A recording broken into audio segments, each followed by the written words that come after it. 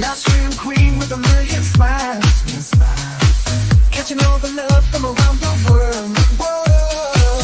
Hey Shelly, won't you shine your light? Shine your light in the darkest times. You make it bright, bright. Life stream dreams, we're all by your side, by your side. Keep on doing what you do, girl. You're one of a kind, one of a kind. Shelly, Shelly, you're our light stream star, star. Keep rocking your show, no matter where you are.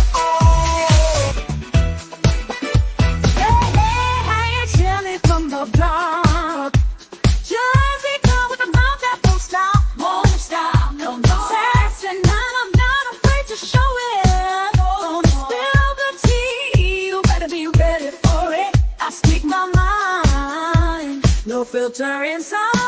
Jelly's in the house, talking trash and truth, no sugar-coated blues.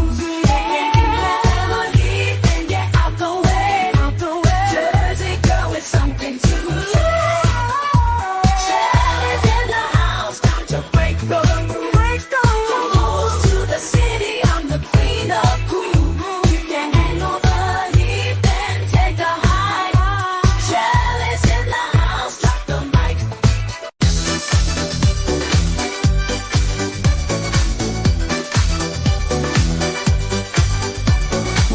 Hey, Shelly in the house tonight. Living it up, feeling so right. Yeah. New Jersey girl, she's got that style. Live stream queen with a million smiles. And she know the love from around the world. Hey Shelly, won't you shine your light? It's time to make it right. Live stream queens with a wayside. You're one of a kind. Shelly, Shelly, you're a live stream star. Keep rocking the show no matter where you are.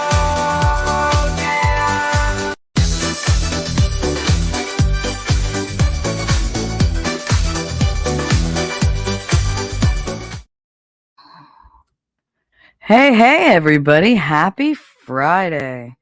It is March 1st, the first day of March 2024. It's going to be one hell of a month.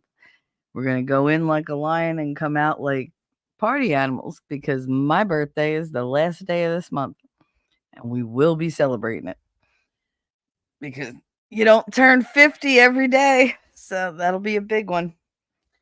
So y'all just better get ready, mark it on your calendar. I don't care what you do, but we're having a show that day and it's going to be a lot of fucking fun. Going to see if I can get a nice panel going that day. I don't do panels often, but I mean, for your birthday, you don't want to do it by yourself. So just remember March 31st. I will see you there. Put on your party hat, bring your alcohol, bring your whatever substance you want, bring cake for yourself. I don't care, but we're going to have fun. Anyway, this is Shelly. Your mouthy mama talking trash and truths. This is Coffee and Chaos with T3. That's me. Today is the Friday free for all. I was gonna call it the Fanny Fry, but I was like, I mean, she's gonna get what's coming to her. I really, really hope. Good God, if there's a God out there, please let all this bullshit have been for a reason. Please, just small ask. They did it to themselves. I hope they, pay the consequences. Let's say hello first to, look, Wolfram's here. He's been dropping links. Oh, geez. You've been dropping links for a while. And he wipes his paws, lopes in, and howls. Ooh, babe, what's up? Wolfer's been around a lot lately. You are on that mod shit, man. You are throwing out links left and right in every chat I see you in. It's like, wow, holy crap. I should have modded you a long time ago. ZD, honey, how you feeling? You doing good? I know you were dealing with some stuff. I hope you're feeling much better. I hope everything's, copacetic. I don't know if you guys even use those words. Like maybe that's a Jersey thing.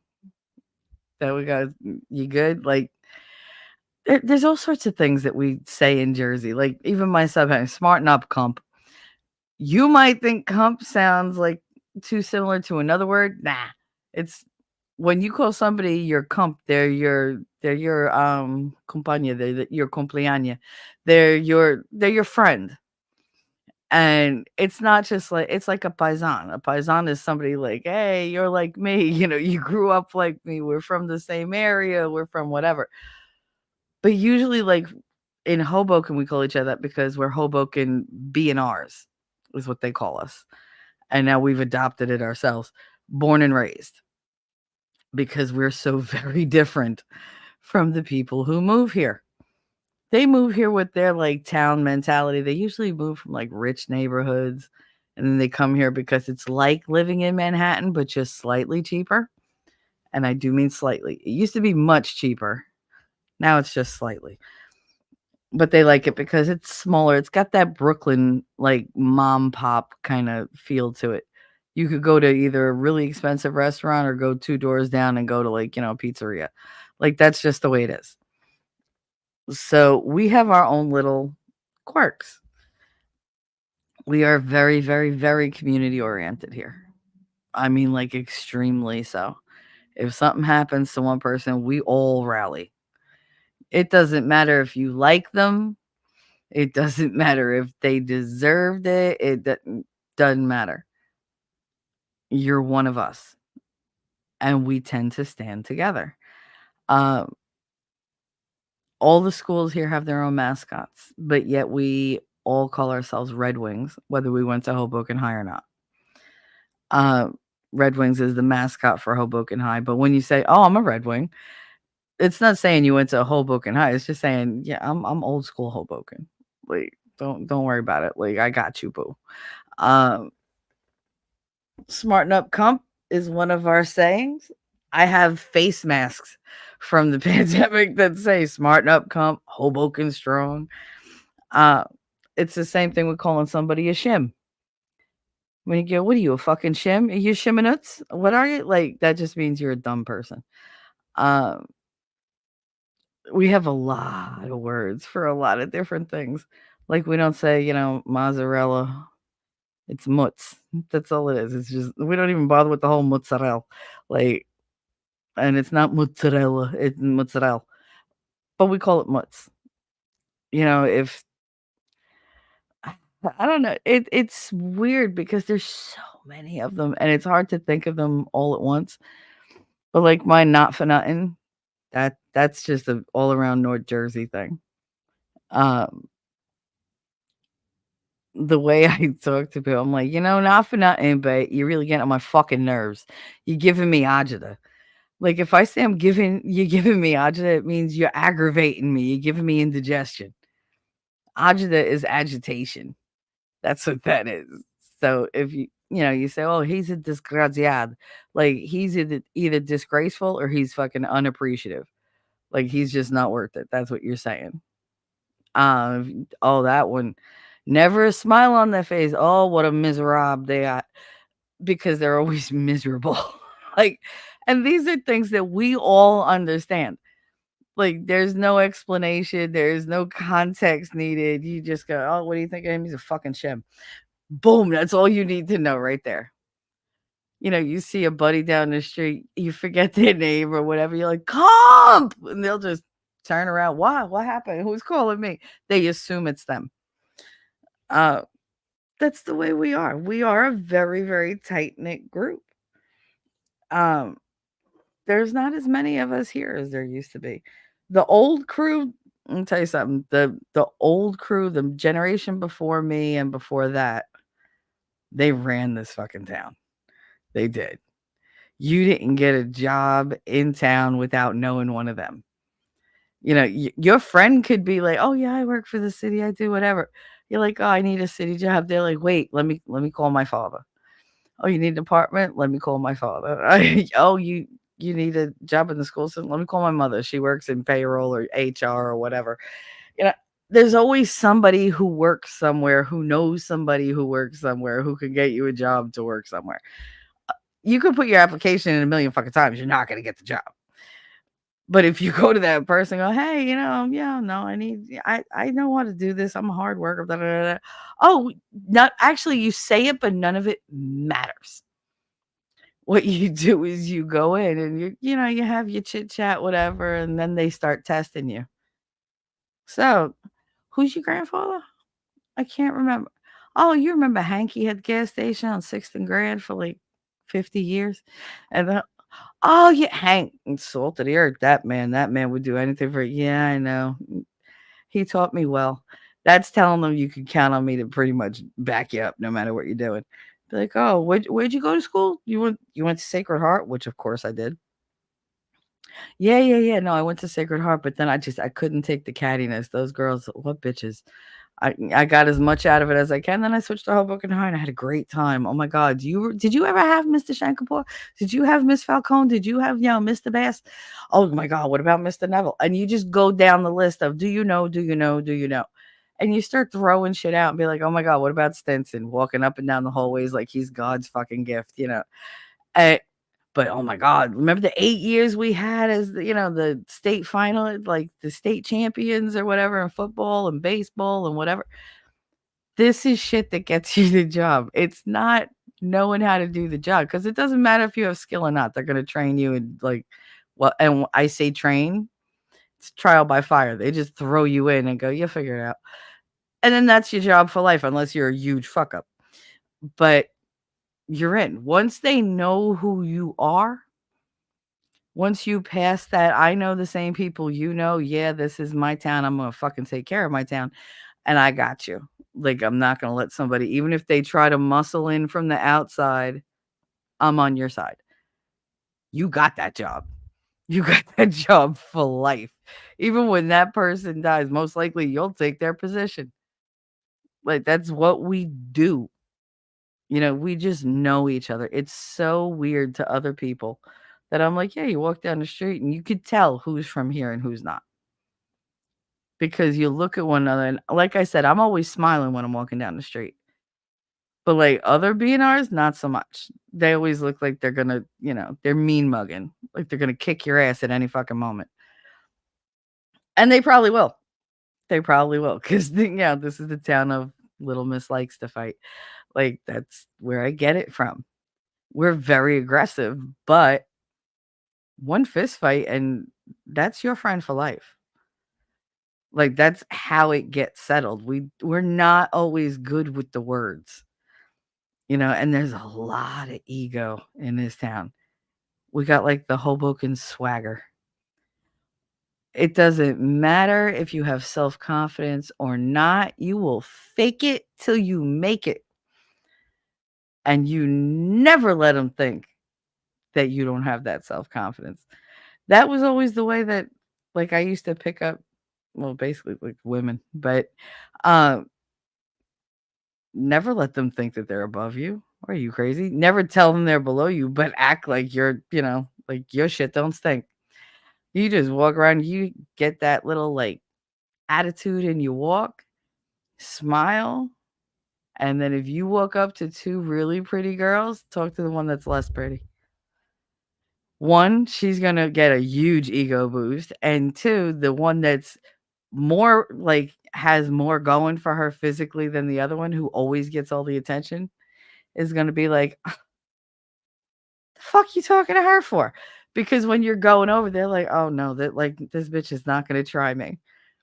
And then you go over and talk to her friend, and it's like, huh, how come you're not talking to me? Hi. Hi, how are you? You want me to buy you a drink? Can I buy you a drink? Oh, I really like that blouse. Your hair is really nice. And thank yeah, sure, whatever. But you keep talking to the other one. This is shit that the men in this town have taught me. Okay, so I am very good at picking up females. It's horrible. It's horrible. When you have nothing but like male friends, you date like a man. I could walk into a bar and you'd be like, that one. I'd be like, all right, who's she with? That's the first question out of my mouth. Who's she with? Let me watch her for a couple minutes. She's playing with her hair. Her back is ramrod straight. She is nervous. She is not comfortable being here. You know what? She looks like she needs comfort. Hey, you want to see a friendly face? Here I come. And it's just, you find the need, you fulfill the need, you fuck the need right out of them, and then you go home. Like, that's what you do. She's happy, you're happy. Just make sure that you know where you stand when you start out. I have never led anybody on. I have always been upfront. Like, dude, this is just a one night thing, and you're not getting my number, and I don't really want to even tell you my name. Like, I just, it's fucked up. But you know what? It works, and I'm in a kooky mood, so we'll be talking about all manner of weird fucking things. Because I've had quite the week. Yeah, quite the week. Let's check the chat again. So Ziti said, "Hey, Daisy girl, holding it down on the rumble, shaking her little puggy butt. How's your foot, baby? I hope it's better." Ziti, oh yeah, I've been busy with the geriatrics. Now I'm buried in laundry and getting caught up. I fucking hate laundry. Oh my god, how I hate laundry. My kids do the laundry now. Oh god. I can't even tell you the shit show that is. Like, I love that I don't have to do it. I hate that they don't use bleach in the whites because they're like, "Oh, you don't really need it, and it's bad for you." Okay, but now all the socks are gray looking, and I'm just now I gotta buy new socks because I won't wear gray socks. I love pure white socks. I just like them. They feel better, they look better, they're cushy, and it's, and all the fucking socks are gray, and I'm like, did you at least wash them by themselves? Why would I do that? It takes too long. That's a waste of water. Mhm. Like, I can't get them to break the habit no matter how, and I've yelled. Oh my god. I literally was sitting here putting together socks, and I was like, "How do they all look dirtier than before they were washed?" Because they're washing them with jeans and sweatpants and all sorts of manner thing that bleed color. And I'm like, "That's just great." So they just ruined, like, all these socks. And let me tell you something, people, socks are not cheap. They are not. You could buy cheap socks, but they don't last very long, and they don't feel very good, and they don't fit very good. Fuck that. Like, the one thing I'm gonna be taking care of every single day is my feet. I no. Like, I I will spend $30 on a pack of, really good socks. My son likes the arch support socks. They're almost a little, um, almost like compression socks. But they keep his feet happy, so as long as his feet are happy, I don't give a fuck. It keeps him happy, he shuts up, he stays over there. That makes me happy most days. Because some days I just can't I just don't have the energy to fight with him. I just don't. I don't know, he turned 17 and woke up such a dick. Such a dick. I just look at him and I'm like, "I really hope this is a phase because you ain't gonna make it to 18 if it's not." Like, he's just not. He's gonna wind up duct taped somewhere with, like, you just be quiet, be over there, and stop fucking making me cry. Because it's Jekyll and Hyde. He comes out here yelling at me like he's my fucking friend, and I can't, like, do anything to him. He's way bigger than I am. And I'm like, "Who the fuck are you talking to like that?" But don't affect him at all. He's not afraid of me at all. I raise my eyebrow at Katie and she bursts into tears. It's like one extreme or the other. I got no kid in a middle ground. I needed to have a third, so I had like that middle ground shot. But yeah, no. But some days I just want to string him up by his toenails and be like, you know what? You learn some fucking respect. Because he's nice to everybody else.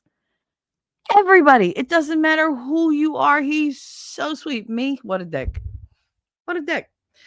And it's just like, why do I deserve this treatment? So, and then he'll wait until he makes me cry.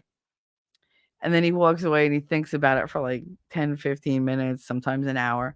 And he comes back, goes in the kitchen, does something, and it's like, "Here, I made you a muffin." I'm like, "You want it, right?" I'm like, "Yeah, no, I want it." "You want anything else? You want water? I'll go get water. I'm going to go down and get your mail. I'm going to go get your packages." So, like, all his big fuck up attitudes are followed by a whole line of different things that he tries to do to make up for him.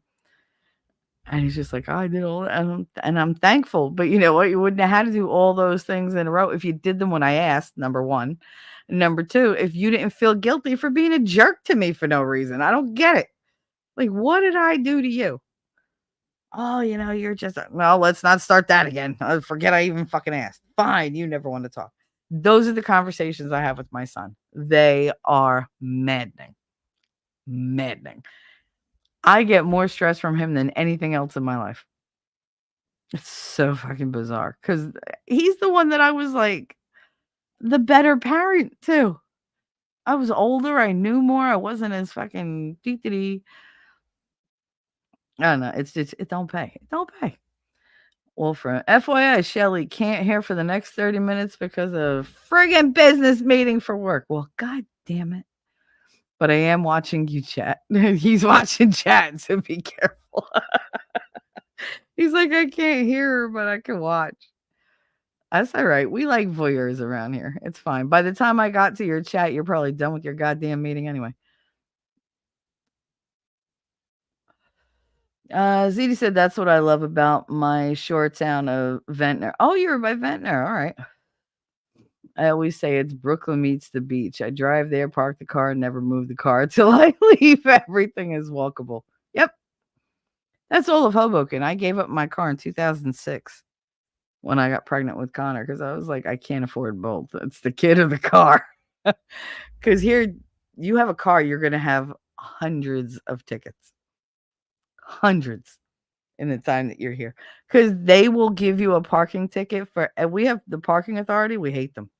I mean, I love them. They're friends of mine. But like when you have a car, you automatically hate parking authority because they will pop up out of nowhere and they'll boot your car without giving you a ticket. And then you wind up, they're like, oh, I gave you 4 tickets, but they weren't on the car.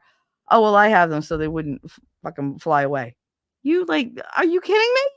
Like, so it's a whole thing. And if this has happened many, many times to my mother.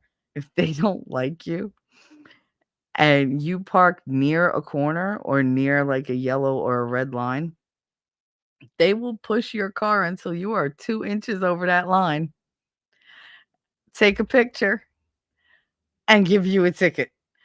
Isn't that a bitch? And they don't push your car back either. They leave it there so that you're like, wait a minute, I didn't park this far up. God damn it. You know how many times that's happened to my mother? Oh my God, how she hates it. She hates it. Because each ticket is between like 40 and $120. It's ridiculous. Depending on what they get you for. Oh my God, what a racket. We've had so many arrests here. Like the FBI came in because we had one guy he used to, before we had those stupid machines that you put your credit card in and you get the little ticket out and you put the ticket in your window and you can keep renewing it from your phone wherever you are so you don't have to leave the restaurant to put money in the meter. For those youngins, there used to be these, metal meters on poles that you park next to and you put a quarter in and you got like 20 minutes per quarter or 15 minutes per quarter, depending on where you lived and how fucking cheap they were. I used to go to places that had like 1 quarter, 2 hours. Okay, cool. Like, I'm definitely going to be here 2 hours. But the thing was, if you went to a party in a place like that, you had to constantly, oh shit, I got to run out and put money in the meter. That was most of Shipko. They all got there at the same time. They all, put money in the meter at the same time. And at the same time, every day, oh shit, I got to put money. And you'd see like 12 people run out the door so they could put a quarter in the meter and come back. But they got rid of all those and they got the electronic ones. So like the streets look a lot nicer and you don't like walk into poles. I mean, unless that's just me. But they look a lot nicer. But before, when we had the meters, these dudes had jobs. They walked around with these metal luggage on wheel things, these like containers. And they'd go up to the meters, they'd use their key, open it, take the thing out, pour it into the container, and move to the next one. And so they would do this for blocks and blocks and blocks all day long. Because, those things, they fill up quick. And we had one guy that was, man, he wasn't even trying to hide it. He would literally carry 2 things. One was his little bag with the wheels, and then the bag with the container with the wheels for the city. And it was like 3 for you, 1 for me. 3 for you, 1 for me. So he would empty 3 for the city and then, like, take 1 and put 1 in his box. Like, he would empty it into his bag. Did he not think, I mean, this is a small fucking town. Most of us from this town used one bank. It's a mom and pop bank. It's called Haven, and they have been there forever. And everybody that works there is a townie. It's a B&R. So we all know each other. I told you, I walk into the bank and I was like, "Hey, Shal, what up? Da, da, da, da." I'll go upstairs. Margaret wants to, she was asking about you the other day. Go say hi to Margaret and da, da, da. You walk in and I'm like, "Hey, Shal." And of course, Billy's wife is there giving me fucking dirty looks. And it's just like, whatever, fuck you, cunt. But like all these, we're all connected. You can't go anywhere. I can't go anywhere without somebody knowing my name or calling me Hank's granddaughter. Oh, you're Hank's granddaughter. You're Mary Ann's kid. Yeah, I'm all those things. You're Tommy's niece. Oh my goodness. Yeah. For the longest time, like nobody knew my name. And I went from being Mary Ann's daughter to Katie's mom. So it's just like I just didn't have a name. Like around here, your identity is pretty much how you tell people who you are. Yeah, they're just like, "Oh, wait, you're Michelle, which Michelle?" Yeah, head of National Honor Society, 92. I remember you. You used to tutor the jocks. That's all right. I tutored the jocks. And it was like, "Oh, yeah, that's right. We won the game because you got Leo that grade." And yeah. And it just, that's how they know you. They know the stories about you. They know, who you're related to. But anyway, so this dude was doing this. And he's taking these quarters weekly to the bank. Now, 1 week, all right, maybe, you got a job that you get a lot of change. Maybe you got a deli or you got a, bodega or whatever. He was doing this every week. Tens of thousands of dollars. By the time he got caught, he owned property. It was a whole fucking thing. The FBI came in, the IRS came in, and it was like, oh my God, it was all over the place. And then just one by one, every politician we had, boom, boom, boom, boom. We had one, was his name Canonical? Kalinga? I can't, oh God, that's gonna drive me crazy. Wait, I need a minute to look it up. Hoboken mayor arrested. Peter Camarano. See, very first one. Hoboken mayor arrested just 3 weeks into his term. 3 weeks. Shut up. Like, New Jersey corruption arrests mayors, not rabbis. Mayors and rabbis. What the fuck? Like, I love this. Who was the corrupt mayor of Hoboken? You know how many goddamn names you'd have to put on that list? For the love of God. We had, Peter Camarano, he was very young. He was one of us. He grew up here. I think he went to Hudson Catholic, so he wasn't like a true Red Wing, but he was like Red Wing by proxy. Because he went to the grammar schools here and he knew everybody. Very supportive of like local sports teams, whatever, because that's what's big here. Baseball and football are everything in this town. I mean, it is the hometown of, where they played the first legitimate baseball game. But in Elysian Fields, look it up. In fact, wait, I even have a picture somewhere. Where is it? It's supposed to be one of my backgrounds. Yeah, so I don't think it'll let me. I'm gonna remove myself for like a second.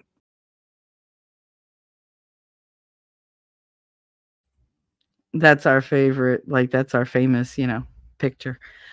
But I just wanted you to see it. But yeah, we had the first game at Elysian Fields. I know Cooperstown likes to be like, oh, da, da, da. No, it started here. Shut up. What was I saying? Oh, but no, he was a good guy. I mean, he got elected. He got elected by a fucking lot too. And we were excited to, for once, not have this decrepit old fucking man as as the mayor. 3 weeks in, he gets arrested because he's making a deal at the diner, at the Malibu diner, in the middle of fucking, like rush hour for them. When it's the busiest, there's people around, and he's telling this guy, if you play, you can pay to play in the realty game here. I can get you permits, I can get you through, I can get you zoning. And he's like, by the way, just so if you're not with me, you're against me. So if you say no, I'm gonna know you're against me. And the guy was like, no, no, no. Meanwhile, dude was wired. And it was like his first or second time meeting this guy, and he's just being all, fucking bravo big balls over here. And so of course the FBI descended like locusts. But for me, I'm used to that. Like I lived in a neighborhood where we had an Italian men's club on like every corner. And when I say Italian men's club, I mean it was a building with no windows. If they had windows, they were the marbled windows that were about 8 inches thick, so you weren't shooting through them, you weren't seeing through them, and you weren't hearing through them. Or the windows were covered with wood and painted over. So they were very private. And there were bookies, there were keno machines, there were poker tables, pool tables, all sorts of shit went on. Guys with crooked noses would go in there, some might not come out. It was just that's just the way I grew up. So I was not a stranger to hearing at 5:30 in the morning, or 1 o'clock in the morning, banging, and people like gunfire going off, and just a whole bunch of shit. And it was just like, oh, really? Like, did they have to do it tonight? When they raided the bookie across the street from me, it was so loud, and there were so many cops. Like, my grandmother and I were just sitting at the window upstairs because they woke us up. And we're just watching, and they're all like the cops, the FBI guys are like, go back in the house. We're like, we are in the house. Fuck you. You can't make us not watch. Like, it's literally across the street. They're like, we could come in there. Fuck you. And my girl, oh, she used to get so mad when I'd be like, go ahead. What do you think? I'm afraid of you. Shut up. Don't talk to them like that. I don't give a fuck. Like, I didn't say fuck because I would have swallowed my teeth. But I've never seen her coming. But yeah, that's the shit that I grew up with, and then the cops went and took over the bookie joint so they could have all night card parties and a place to bang their mistresses without having to rent a hotel room. So who had it better? And they would fucking park on my property, on my family's property, which was private property, because they're cops. I think I told you guys one time they had me like completely blocked in because I was parked in a real parking spot. They were just parked on the property. And they made sure to block me in, and I went across the street, and I knocked on the door. Somebody came all the way down those dark-ass stairs, opened the solid metal door, just like you see in the movies. They're all like that. It's like a 4-inch thick, solid metal door that they position very carefully in a place where the sun's not gonna hit. If the sun's gonna hit that door, they will park a tree in front of it. Because when the sun hits that kind of door, the door swells and you're stuck inside until nighttime when it opens, because you can't get that fucker unwedged. You can't open it and you can't close it once it is open. So yeah, those they're always in the shade. These are just little tidbits that I've learned through life. And I went over, they had a real attitude about it. And I was like, bro, like, it's 8 o'clock at night. I want to go out, like, move so I can move my car. No, we like our cars there. We're busy. Go away. Bitch, you're on my fucking property. I was like, I will have your asses towed. Yeah, all right. Ha ha ha. Little girl's gonna have us towed. I was like 19. I was like, oh, you really gonna fucking laugh at me? All right. Called up Pinos, and I was like, yo, all the fucking cops have me like blocked in. Come get them. Like, come get these fucking cars. They're on private property. Shell their car. I don't give a fuck. Come get these goddamn cars up because I want to go out. I had plans. I had to fucking wait for the tow truck driver. Then like all the cops come down. They were all mad at me. And it was just like, whatever. But these were like old cops. These were like retirement age. Like, if they didn't retire already, they were getting ready. So they didn't give a shit. They just wanted to go up there and play cards all night long and drink all night long. They smoked so much we used to think that the apartment was on fire because it would just billow out of the windows. The cigar smoke. Ugh, terrible. But yeah, as much as I love Hoboken cops, the older ones, they were such dicks. God, they thought who they were. Do do do do do.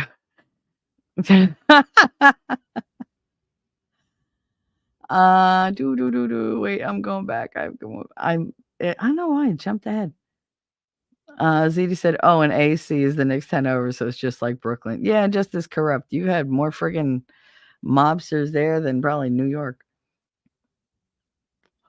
or at least even. Darth City is Riri's good good Riri. How you doing, Riri friend? ZD Den. Oh, I forgot AC is a Jersey thing. For the others in the oh yeah, I didn't think of it. AC is Atlantic City. That's like when you say I'm going down the shore. I think other people have this thing where they think the whole coastline is just a town called the Shore, or like it's one spot. No, there are so many cities down the shore. There's Asbury Park, Point Pleasant, Manasquan, Seaside Heights, Wildwood. You got like oh God, what's the other one? You got is it Seagirt? I mentioned Asbury.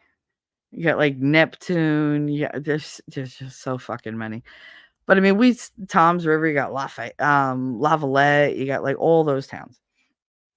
So like the shore is a whole thing. There's many towns. They all have very different vibes to them. Manasquan was very like old people. Like they had one little supermarket in the middle that was right across the street from like the library, the church. Everything was like within like 3 blocks of each other. You had like a laundromat, you had, like a little record store, then you had a little dentistry place, you had a little like, doctor's office. Everything was very like localized because it had to be efficient and low cost because as soon as the summer was over, this shit was a ghost town. There was nobody but the townies that lived there. Like you were not from North Jersey like during the winter there. No, you went to go check your pipes or you called somebody that you knew that lived there to go check the pipes and make sure they didn't burst or freeze or whatever. That was it. Heavy rains, you made sure somebody knew that, it didn't reach my house. Good. My house didn't flood because you didn't put shit in your basement.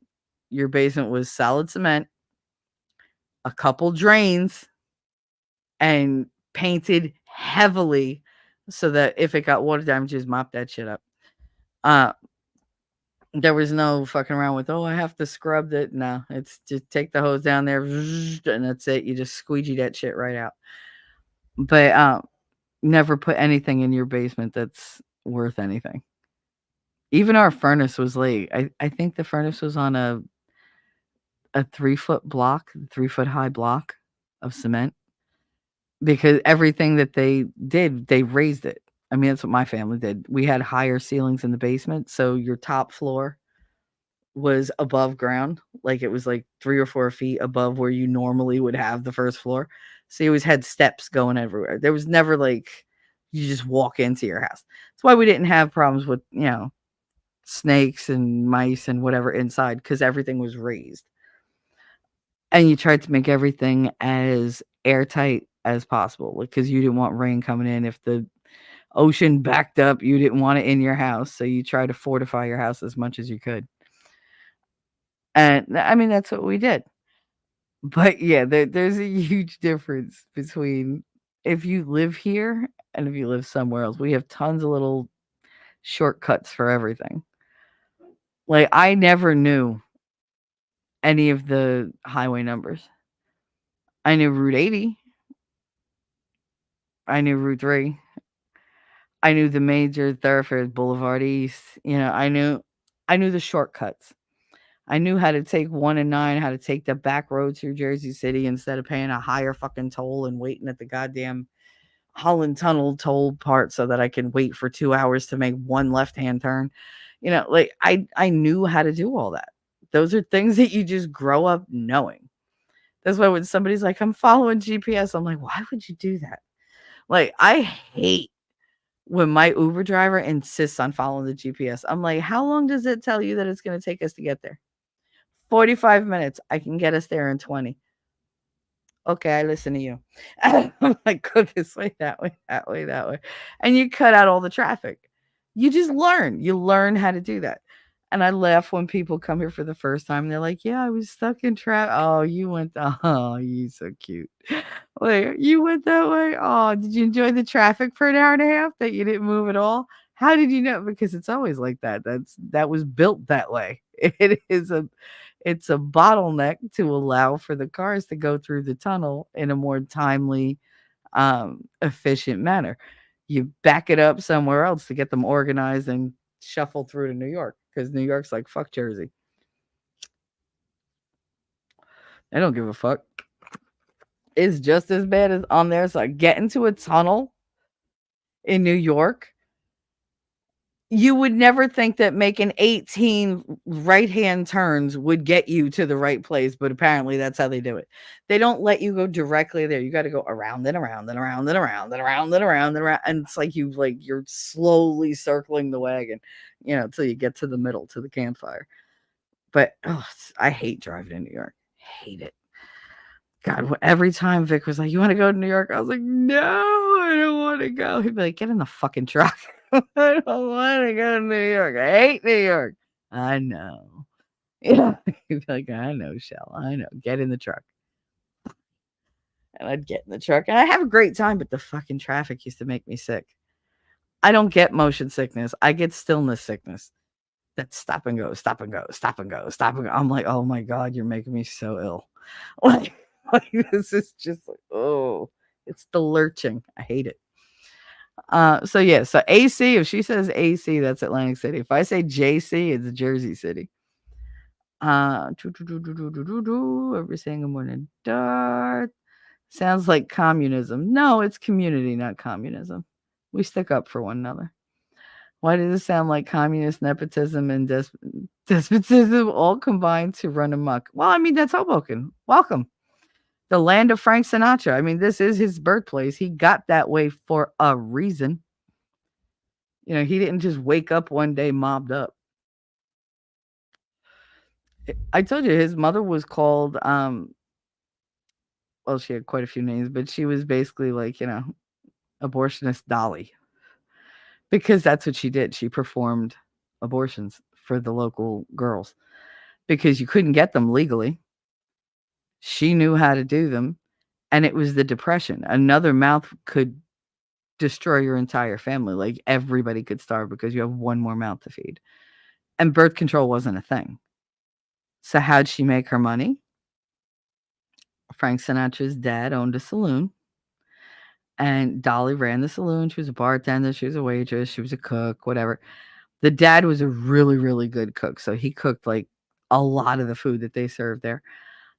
Frank was little. He would, sing at the piano. They had the piano that you put the nickel in and it would automatically play. It would play the rolls and he would sing along with the music. So he would get tips and whatever. But she had aspirations for her husband, her, and for her son. So she would, she got to know the local rising politicians and she'd say, hey, because she knew all these girls that she knew all their secrets. She knew their family secrets because they'd show up at her door and say, look, I'm in trouble. I don't have anything. You don't have anything? All right, money's tight, but look at me. And this is where the symbol where you pull down your bottom eyelid a little bit from your cheek and you say, like, look at me, look at my eye. You know what I'm saying? Get in there. One day, I'm going to come and I'm going to ask you for a favor and you're going to do it. So, I'll do this for you, but come election time, remember, whoever I say, that's the guy that we want to stand behind. Tell your friends, make sure your family's on board. That's how they would do that. Election rigging at its finest. She got so many people elected to elected positions. Councilman, county freeholder. County freeholder is a huge one because they don't fucking do anything and they make bank. It's purely a clout position. They go around, they go to like the parades, they go to all the, meetings or whatever, and they glad hand. That's what a freeholder does. They just glad hand everybody. Hey, how you doing? How's this one done? They remember your mother. They remember your cousins. They remember if you had a baby. They remember if your fucking pet was sick. They will ask you the most intimate questions, knowing, like they're telling you, I remember you. I know all about you. And you're just like, oh yeah, or whatever. Like that's what you're used to. But yeah, no, Dolly, she wanted more out of life. She didn't want to live hand to mouth. She wanted Frank to succeed, which she believed in his singing, but she just figured, she just figured. I mean, my Italian's coming out. She figured he would grow out of it. He'd get rejected a couple times, and he'd go get a good job. She'd get him, like, she'd make him mayor or something. And that's how she rose in the ranks. She had all these secrets. She had all this loyalty from all the local girls and all the local, their boyfriends, because they were just as grateful. Their husbands just as grateful. So she got all their votes. So then she'd go to the person running for whatever position and say, hey, the one time she said, my husband, he's getting too old to be on his feet all the time as a, saloon owner. And it's not making the money that I really want it to. I want to legitimize our family a little bit. And so she was like, I want him to be, to get a city job. Well, what kind of city? One where it's not too, strenuous on his system because he's not exactly healthy. All right. So they made him fire chief. Really? Wait. Not a fireman. They made him fire chief. And of course, that dude won the mayoral election, like, I think 3 terms because we didn't have term limits.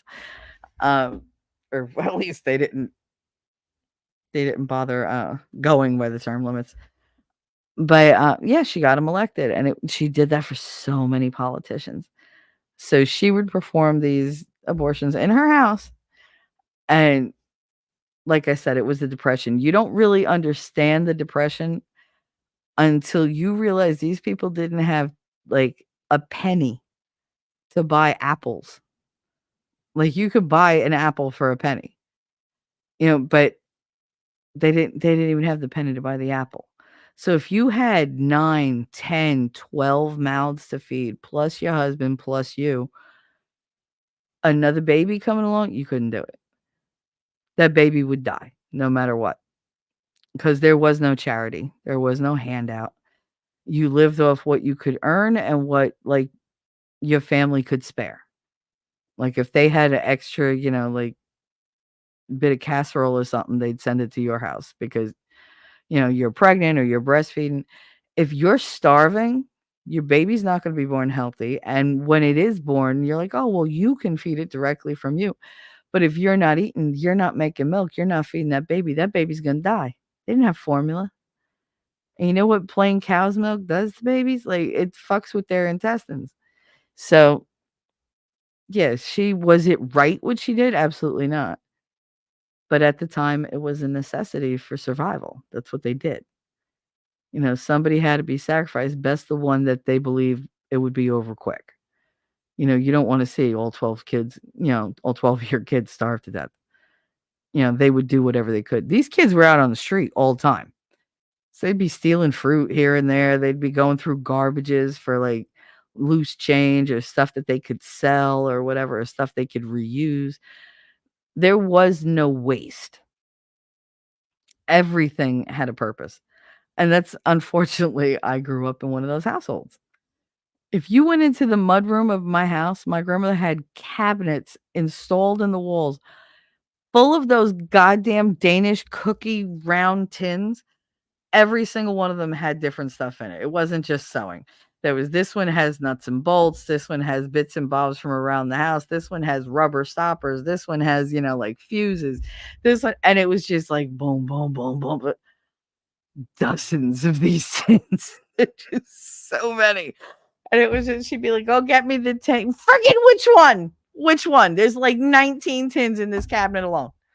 Which cabinet? No, not that cabinet. Well, there's 6 cabinets. Which one you want me to fucking go in? Like, it's the one that has the pinochle game on top. Like, this is how my grandmother used to give me directions.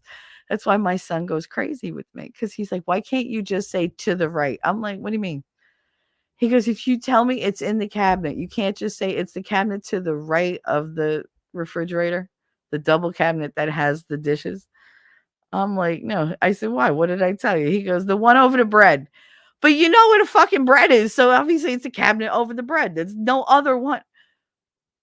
Yeah, but I don't know. Maybe I moved the bread. You don't know. I do know. You're a creature of habit worse than me. Trust me, that bread is in the same goddamn place it's been in for the past, how old are you? 17 years. It's not going anywhere. Like, it's just not. But he hates the way I give directions, especially when I go, Connor, I need that thing.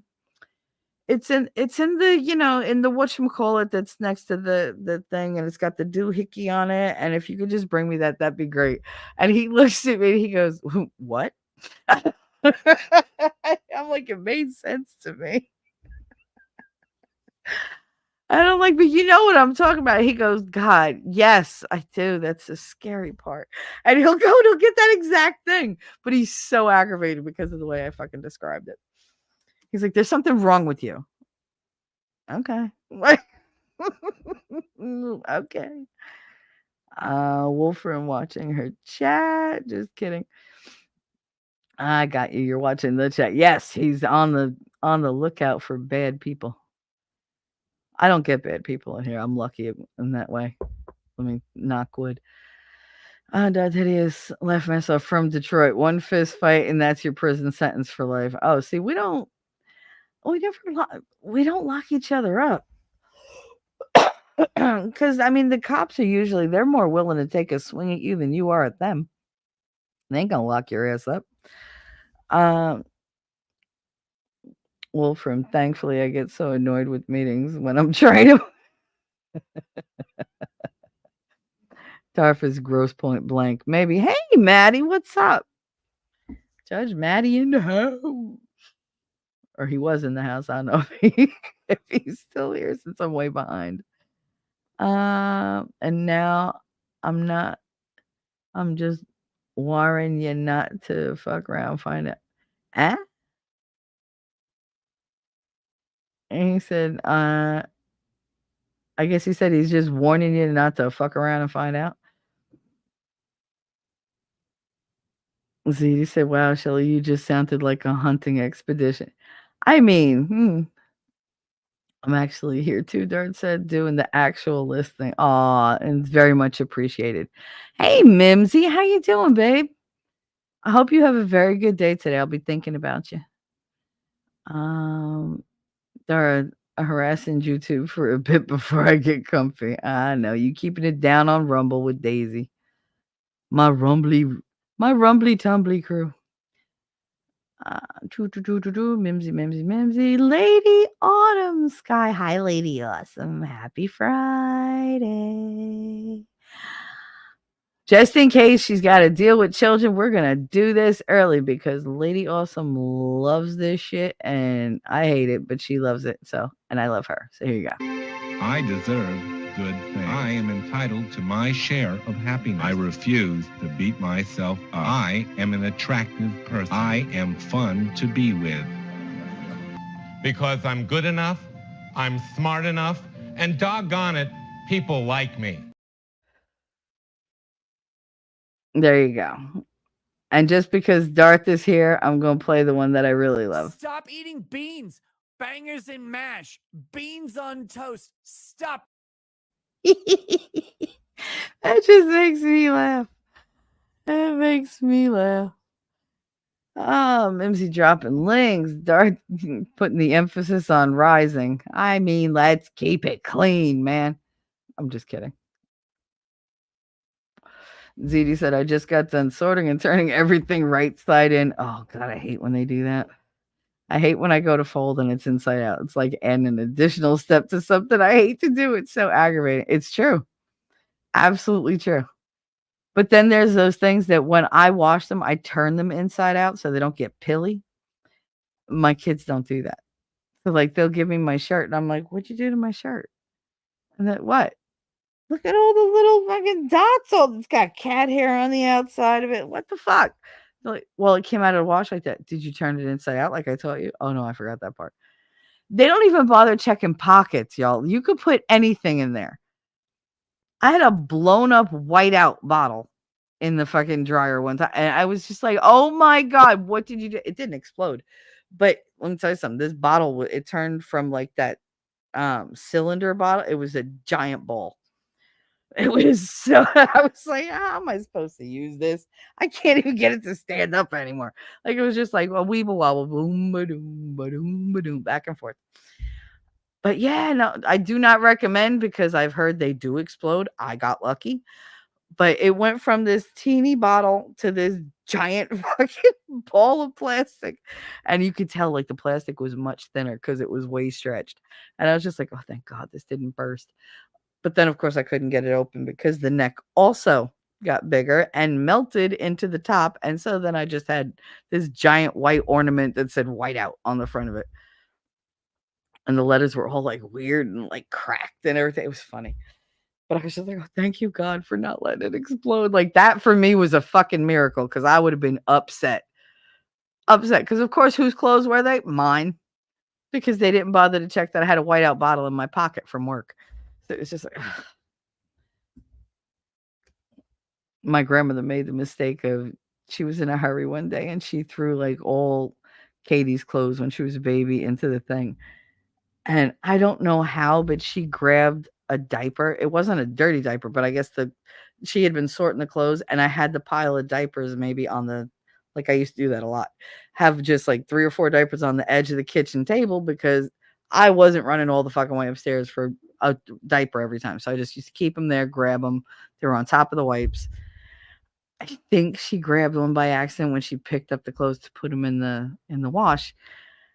Now it didn't do anything in the washing machine except get bigger, and she couldn't tell because she grabbed everything and threw it in the dryer. But apparently when it went into the dryer, it ripped. So she opens the dryer and I hear, son of a bitch, bastard. And I was like, oh my God. So I go run into the back and I'm like, what happened? Look at what you did. What I did. What did I do? I didn't do the fucking laundry. And she was like, she goes, look at it. I got to do all these clothes over again. Yo, there was that weird gel stuck to everything. And I made the mistake, because I'm me, of going, and she just stopped what she was doing. She gave me one look. I said, oh, fuck. I was like, what? It was funny. And she was like, it's funny? I'm glad you think it's funny, Michelle. She goes and gets this basin, like this big bucket basin, brings it over, empties all the clothes into it, puts it on the side, hands me a brush, like a scrub brush, and a flashlight. Mind you, the flashlight was in the refrigerator that was next to the dryer, and the scrub brush was on top of the fridge. In like the miscellaneous, but I use this all the time box. And I said, what the hell am I going to do with this? She said, go ahead. I'm not getting in there. Go in the dryer and clean the whole dryer. I was like, you son of a bitch. So now I have like a mound of this disgusting silica gel or whatever the fuck it is. And I'm just like, ugh. So it's stuck to my hands and I feel gross. And I'm like, here, I did your goddamn thing. It's fucking clean. I was so mad. She said, is it still funny? Now, I don't know when to shut the fuck up. And I was like, a little. And she was like, yeah, hands me the fucking basin. Go in the yard, shake everyone out, take the brush with you, and get all of it inside and out, Michelle.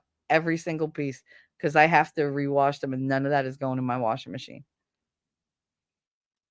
Yeah, it was so much clothing. I had to take every fucking t-shirt out. Do you know how hard it is to get that stuff off a t-shirt? It doesn't remove, it just rolls an inch down. If you scrub down for 6 inches, it only moves an inch. So what am I supposed to do? Sit there? And I was like, she was like, don't you touch anything in my kitchen. Cause I was going I was gonna go in and get the dough scraper so I could just and like go right down. Nope. No, you use what I gave you. Son of a bitch. So I was like, it took me so long. She was like, next time you'll be more careful. I said, not for nothing, but I didn't do the laundry. Well, you threw a dirty diaper. How do you know it was a dirty diaper? Where's the diaper? I want to see it.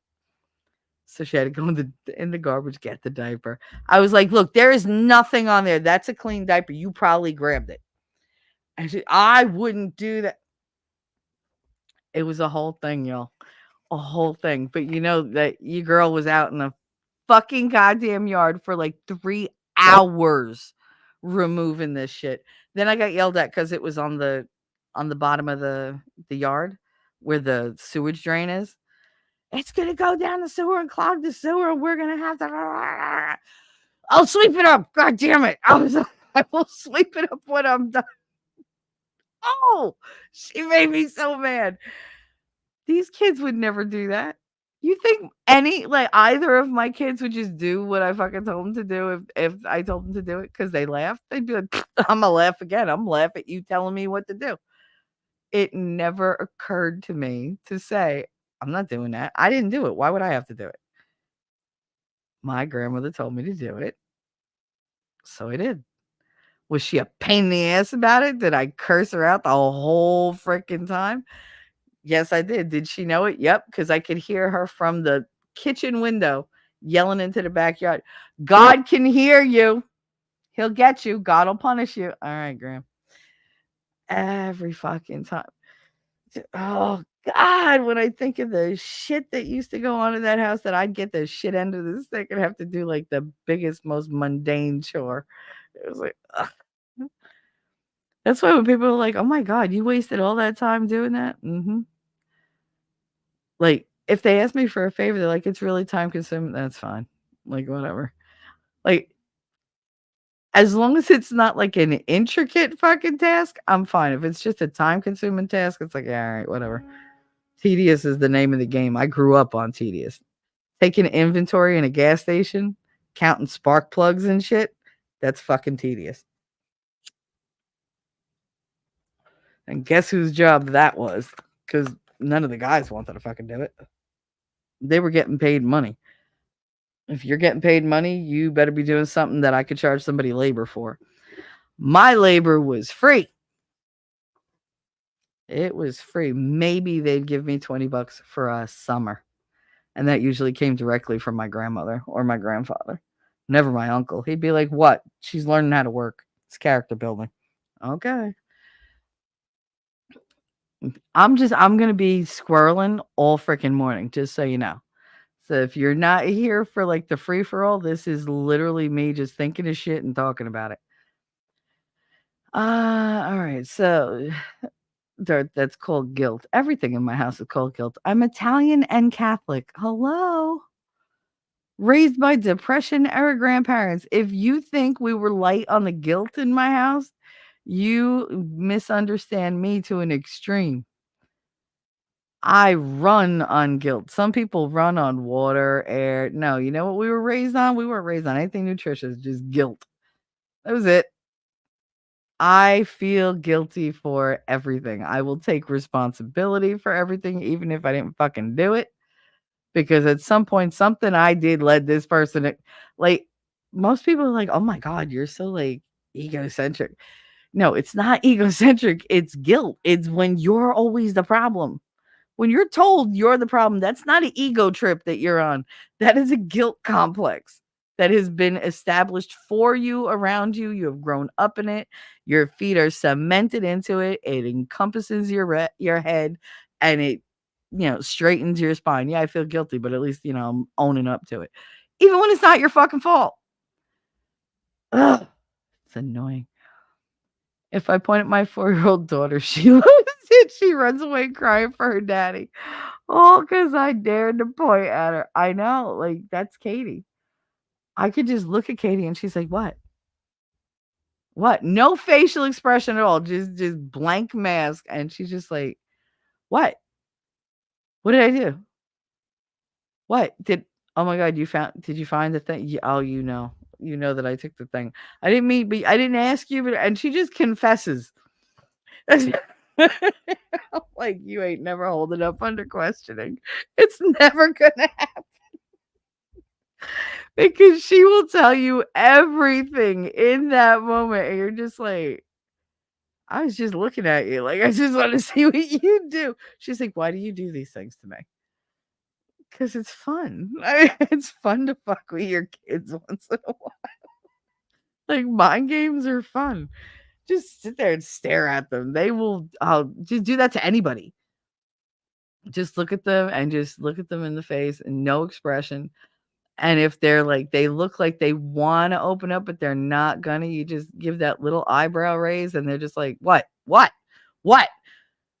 Oh, you found out about yeah. I wanted to talk to you about that. I didn't know how to approach it. So, okay, so this is what happened. And you just let them confess. People break so easily under just, I don't know, just a very ambiguous, benign stare.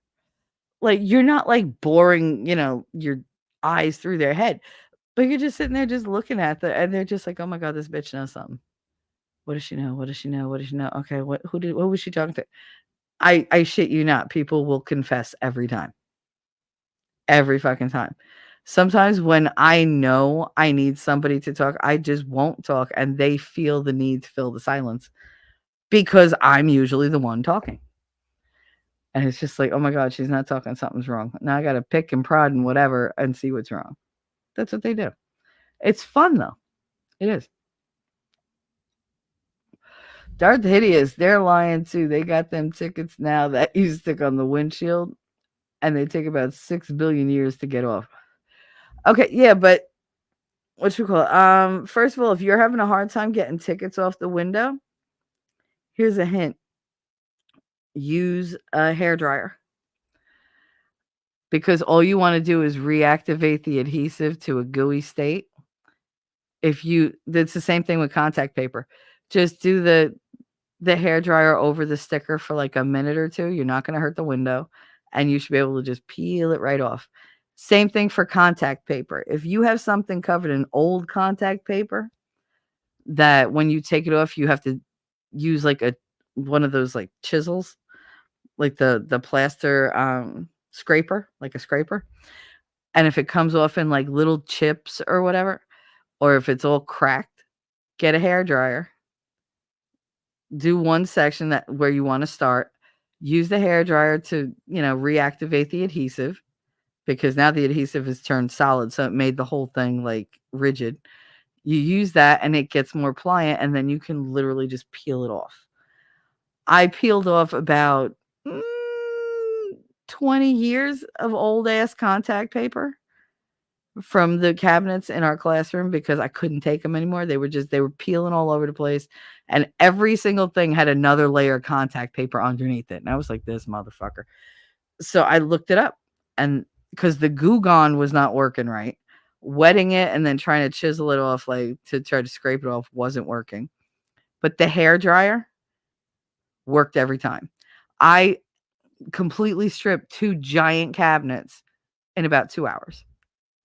It would have scraping it would have taken me days. There was so much, and it would literally come off in little itty bitty pieces. And when I got to the bottom layers, I was scratching the wood, which I didn't want to do because it was really good wood. Like it was beautiful grain and everything, but it would splinter, and that I don't want that because who's gonna get hurt? Me. So use the hair dryer trick. It really works really, really well. It works on glass jars too. If you have those jars that they come off like they leave the paper behind, use the hair dryer on that. Don't put them underneath hot water because you don't want them to be wet. But use the hair dryer and then just peel it right off.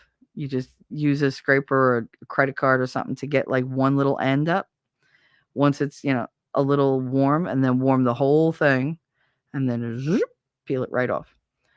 Works like a charm. Same thing here we're having like all helpful hints. If you have an oil stain somewhere, like say I don't know, you were eating pizza and you dripped like a little bit of oil onto your bedspread or like you're eating in bed. People do it all the time. Like if you get it on a blanket or on the couch or whatever, read up on it to make sure that, you do it right. But the best way to get rid of an old oil stain that nothing else will remove is to add oil to it. Cover it in baking soda or in cornstarch. I think I used cornstarch, and let it sit for like a couple hours, and then you pat it up, and then you wash it with, like an oil remover, and the old stain will remove itself, because you're reactivating an old oil with the new oil. They mix, and when you lift them up, you're lifting the old with the new. See, there's tricks. My grandmother had, like, she loved Heloise. Helpful hints from Heloise. She fucking every single day she would see one in the, Jersey Journal, and she would clip it. We literally had books upon books upon books of clippings. And after she died, I was a little nostalgic. And my uncle was like, throw all those things out. I was just like, yeah, all right. And I put them in a box, and Brett was like, what are you doing? I was like, I'm reading Heloise. Why? I was like, because my grandmother really thought she had, there was something there. And that's where I learned a lot of, like, my cooking habits, like all different hacks and ways to remove blood from whatever, oil from whatever, you know, all different things. Don't use vinegar or lemon in like the spring and summer months because it attracts fruit flies to your house. But if you want to trap fruit flies, you take a container, you put apple cider vinegar in it. You put a couple drops of Dawn dish detergent, cover it in saran wrap, put a rubber band around, poke a couple holes, walk away. You put one of those cups in every area that has like fruit flies. When you come back, all you see is just a black bottom because they're all in there dead. Dead, dead, dead, dead, dead. I have gotten rid of fruit flies so many times using that. We did it at school. We had an infestation. You couldn't, it was like they were dive bombing you. And I was like, fuck that. I went outside. I was like, Marty, give me money. I'm going to the store. And I went and I bought like cups, apple cider vinegar, Dawn dish detergent, saran wrap, and I had rubber bands at the school. And I was like, somebody go get me rubber bands and we're good. And I made a bunch of these. I was like, all right, everybody go put like 2 or 3 of them in your room. I made like 2 or 3 dozen of them.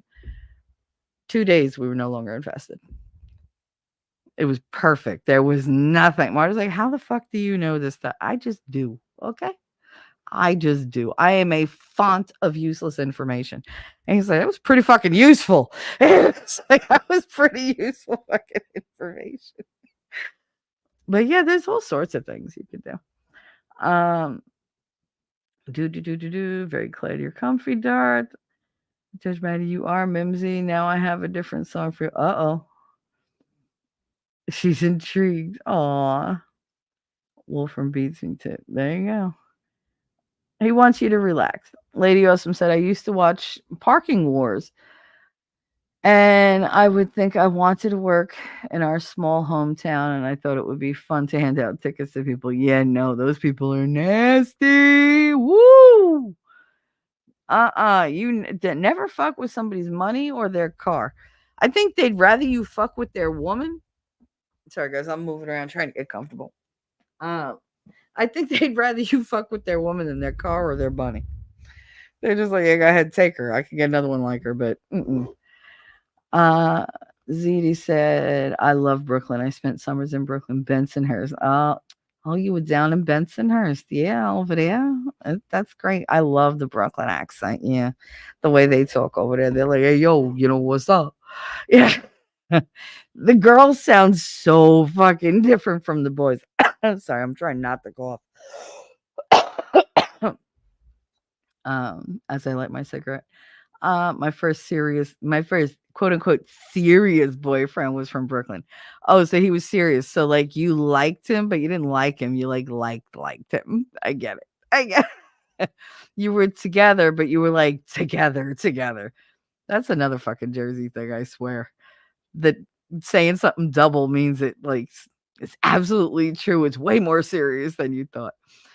His grandma was based. She was. Never talked to the cops or the feds or anybody with badges. Yeah, no, no.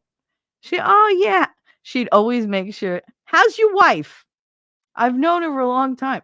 She always used to say that to the cops. And I never understood why that was always her opener. It was because she's telling them, "Don't forget, I know your wife. I know your girlfriend too, but I know your wife." Like, and they be, "Yes, ma'am." And they would scurry along. And I'd be like, "How does she do that?" Like, they're then, "Thank you, man. Have a great day, Catherine." And it's just like she'd be, mm-hmm, mm-hmm. Like that was grandma was the queen of the nonverbals. I learned all my nonverbals from her. Anytime a baby woke up, all you heard was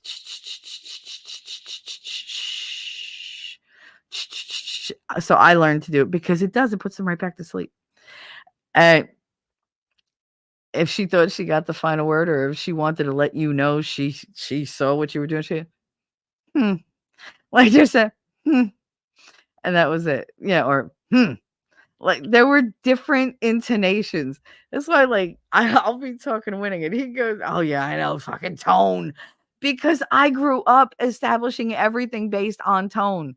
You could take a and mean 12 different things based on if it was hmm, hmm, hmm. Like those are all different freaking emotions, all of them. And you got to be able to analyze and interpret that in the moment. You didn't get a chance because you were getting hit or you were hurting somebody's feelings or something. But you had to figure out how deep in shit you were based on the like if somebody was, a little fruity shit, like, grandma used to call gay guys, oh God, she said they were light in the loafers. She's telling me all the time. She's like, "I really think your father, I think he skips when he steps. He doesn't walk." She's like, "I think he's a little light in his loafers. Like he skips through life." I was like, "He's like 500 pounds. He ain't skipping anywhere." And she was just like, "No." She was like, "It's different. You'll figure it out one day, Michelle." I'm just like, Can somebody tell me now? Tell me now. Like, how hard could it be to tell me you think my father's a fanook?" Like, she didn't think he was an actual Fanuc, but that was the best, like, insult she could come up with. But yeah, grandma didn't take no shit from nobody except grandpa. That was the only way, and that's only because he paid the bills. But he also knew he couldn't pay the bills if she wasn't around because he didn't know how. Because she ran the business. He was the business. She ran it. So they were like, they couldn't survive without each other. ZD. I should also clarify I'm referring to the Brooklyn of the 80s. Yeah, I mean, IROCs and Guidos and yeah, no, I get it. I get it. Oh, I love that ZD. Yes, a lot has changed since the 80s. Yeah, now it's Yuppie Central. But before it was like, yo, yo, yo, Vinny, what are you doing? You want to go down? Let's go down, get a gabagool. Like, that was Brooklyn. And I'm not talking about these saying this on the phone. Vinny lives on the fourth floor of a, 4-story walk up. You ain't walking up those stairs. You're gonna go outside and Vinny, come to the window. Hi, Ma. How you doing, Mrs. Whatever your name is? Because you never really called them by their first name. Never did we call adults by their first name. They'd say, "I tell you, call me Marianne." Okay, Mrs. Balducci. You never did. No matter how many times they told you to do it, you never fucking did. Until maybe you were an adult and you had kids of your own. Even then, it was a little sketchy. Uh, but we never called each other. We would go outside the window and go, "Oh, you home?" Like, they know you're calling them. I had that weird "ow" kind of screech because I couldn't whistle. And I could yell, but I mean, then everybody fucking knew what I was trying to say. So I had this weird screech that Dave Coulier used to do on Nickelodeon. You remember the guy that was on Full House? The best friend that he would go, "Cut it out." But there was a sound on there that used to go, "Ow, ow, ow." Only I can do that really, really loud. I still do it when I'm going to my mother's to tell her from like 4 blocks away, I'm 4 blocks away. I'm in the neighborhood. You don't know I'm coming over. You got 5 minutes before I get to that back door and you throw me the keys and let me in. Mind you, my mother lives on the 9th floor. And I will do that. The first time I did that with my son, he jumped. He was like, "What was that?" I said, "Oh, that's me telling you, grandmother, that I'm in the neighborhood." And he was like, "She's not gonna." And I hear, "Michelle, stop at the bakery and get sausage bread." Fine. He was like, "How did she know that was you?" I was like, "Wait." And I was like, "Look around." And you see all these people in their windows. Like, windows are just opening like a motherfucker. And people waving, "Hey, how you doing? Oh, you haven't been around in a while. I haven't seen you. Yeah, how you doing? What's going on?" Because they all knew it was me because I was the only one who did it. The only other person who would do that was my ex, Carlos, to tell me to bring my ass downstairs because he was too good to pick up a phone. So it was like, so he used to try to like do it like me. He didn't, but you knew the difference. He didn't have that high pitch that I had. And he would do that. My mother would be like, "Carlos is downstairs." I know. I'm going. And she'd be like, "All right." But I mean, that's what we did. Anyway. But yeah, that's how they were in Brooklyn. Yeah, they did like at the window and you knew everybody's different whistle. If there's, "Hey, are you home?" You knew they were talking to you. And if they weren't talking to you, you go out the window and go, "Oh, no, I'm not talking. I'm talking to one below you." "Oh, no, she went out already." "All right, thanks for letting me know." And they'd walk away. They don't corroborate your story. They don't check and go, "Well, I'm going to wait around." No, they just leave. Otherwise, they say, "Well, what are you doing? Come down, sit on the stoop with me while we wait for her to get home." "All right, yeah, no problem." You go all the fucking way down, all 4 flights of stairs. We thought nothing of living on the 4th floor. I used to scale those fucking, like, my mother's on the 9th floor. You know how many times her elevator worked? Hardly ever. I used to run up those 9 flights of stairs. And I'd get to the top and be fine. Now I think about climbing. Fuck out of here. Like, she was like, "Oh my God, if the power goes out, you come to my house." I said, "If the power goes out, I'm going to die in my little apartment. I am not trying to climb those stairs. Are you crazy?"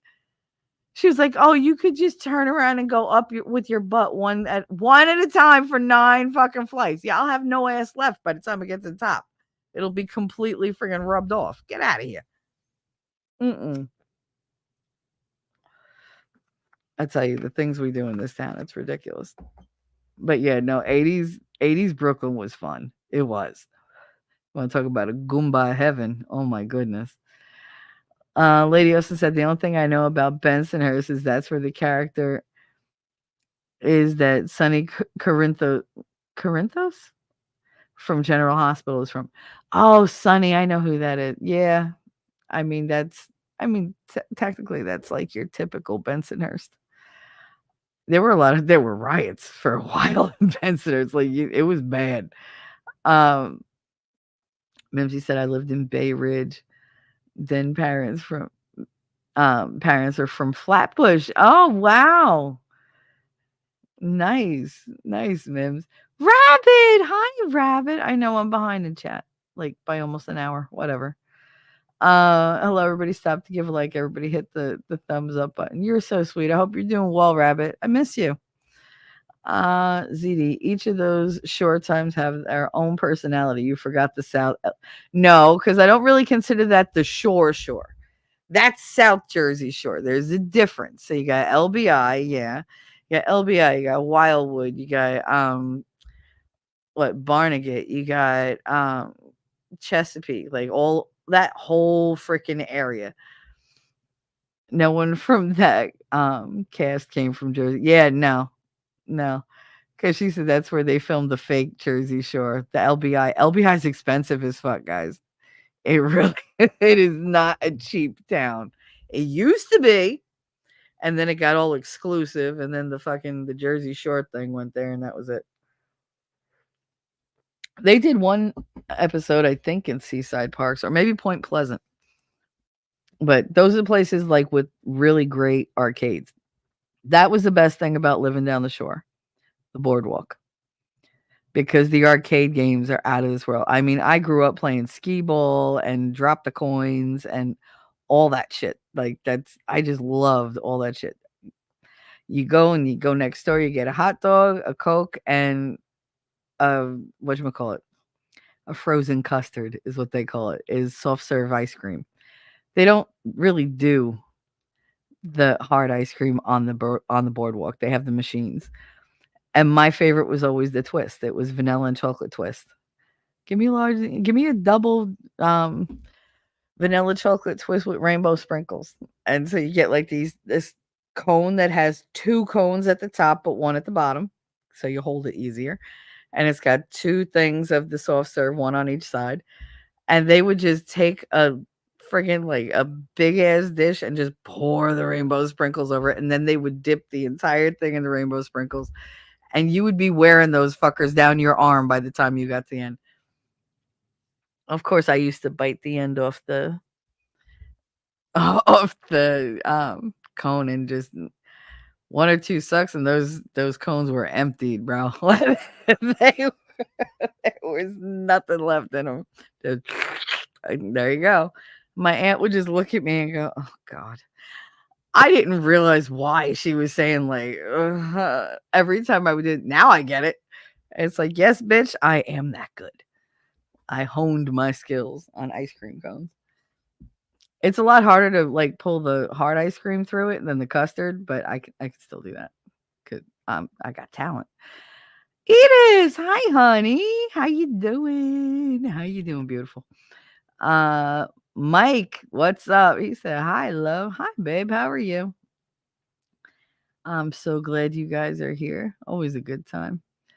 The land of Yolatengo. Okay. Judge Maddie Rabbit. I'm getting there. I'm trying to speed ahead. At Mimsy. Is Bay Ridge where Caesar's Bay Bazaar was? I don't know how old you are. You know where I missed most. 2 things are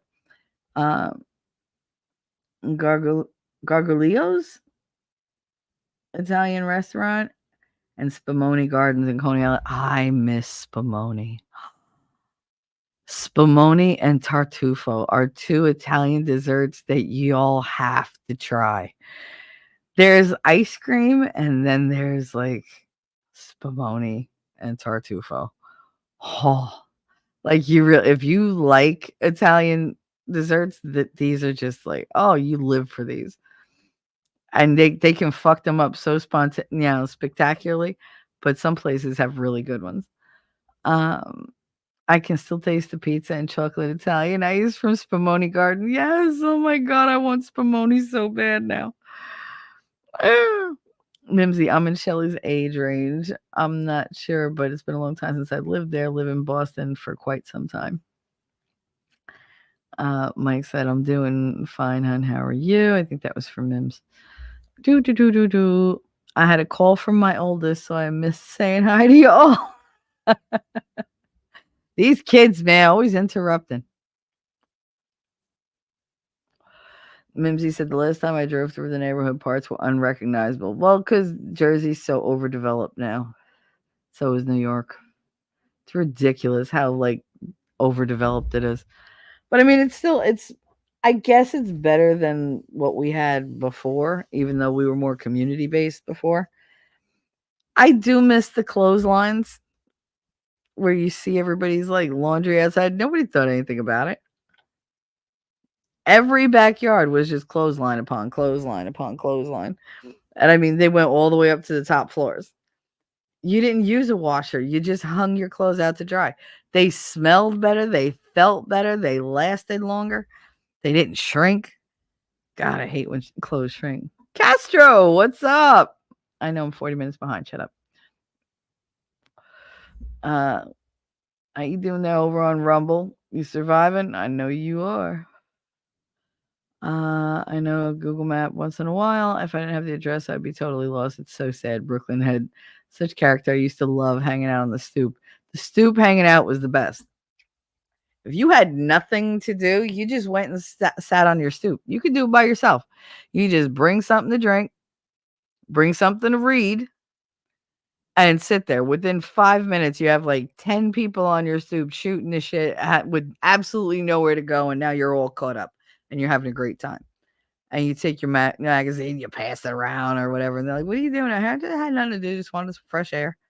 Oh, I'll keep you company. And they just line in, they pile in. I used to love hanging out on the stoop. And the thing is, if your parents knew you were on the stoop, you didn't have a curfew. They didn't give a fuck. They'd be like, I hear you. I hear all of them out there. That we know where she is. It's fine. I could be on that stoop till 5, 6 o'clock in the morning sometimes. And my grandfather would bitch at my grandma. Why? And I could hear them. Why is she still down there? What is she doing? They're kibitzing. Jesus Christ, out in the open. And I remember she said, what do you think kibitzing means, Hank? He said, they're fooling around. And she was like, no, it means they're chit-chatting, they're talking. He was like, well, then say that. Use all these fancy words. Kibitzing, it's a fancy word. I mean, my grandfather only went to school till 2nd grade. He got a job at 7. 7 years old. He quit school and just went and became an apprentice, to a mechanic. And he learned how to smoke. He learned how to work on every kind of car imaginable. And he delivered milk every morning with his uncle. So, yeah, he always worked. But from 7 years old. And it wasn't considered, child labor. Like, you don't want to go to school? Get a job. I don't give a fuck. 18 didn't mean shit. If you think you're grown enough to not go to school, you grown enough to go earn a living. Bye. Go do it. 7 years old. And he was a very intelligent man. He was very smart, amazing at business, amazing at people. And he was a really hard worker. He came from nothing and died with millions in the bank account and a thriving business. So, that was back when hard work actually got you somewhere. And he'd lived through gas shortages, the Depression, through several wars. Like, it was hard then, but it wasn't like it is now. It wasn't like it is now. Mimsy, I hear the exact same thing for me driving around, not even sure if Caesar's Bay Bazaar is open, but there's a mall there. I hate when they do that. I used to love sitting with my dad, people watching on the stoop. Yeah, that's what you do. You just sit there and you just watch everybody, and this one came home, that one came home. Da-da-da. Hey, bud, what's up? What's up, my lovies? I'm so happy you're here today. Mimsy, thank you, Shelly, for the good wishes. Always, honey. I wish you nothing but the best. I'm always pulling for you. Silicone jelly. Yeah, that's what it was. From the diaper, it was the silicone jelly. Okay, squirrel. Yep. Mm-hmm. Yep. Oh, God, Shelly, your grandmother was right. Think about all the shit you've been through. God's been punishing you for cursing her out. Your grandmother put the maluki on you. There's another word that other people outside like guineas don't know.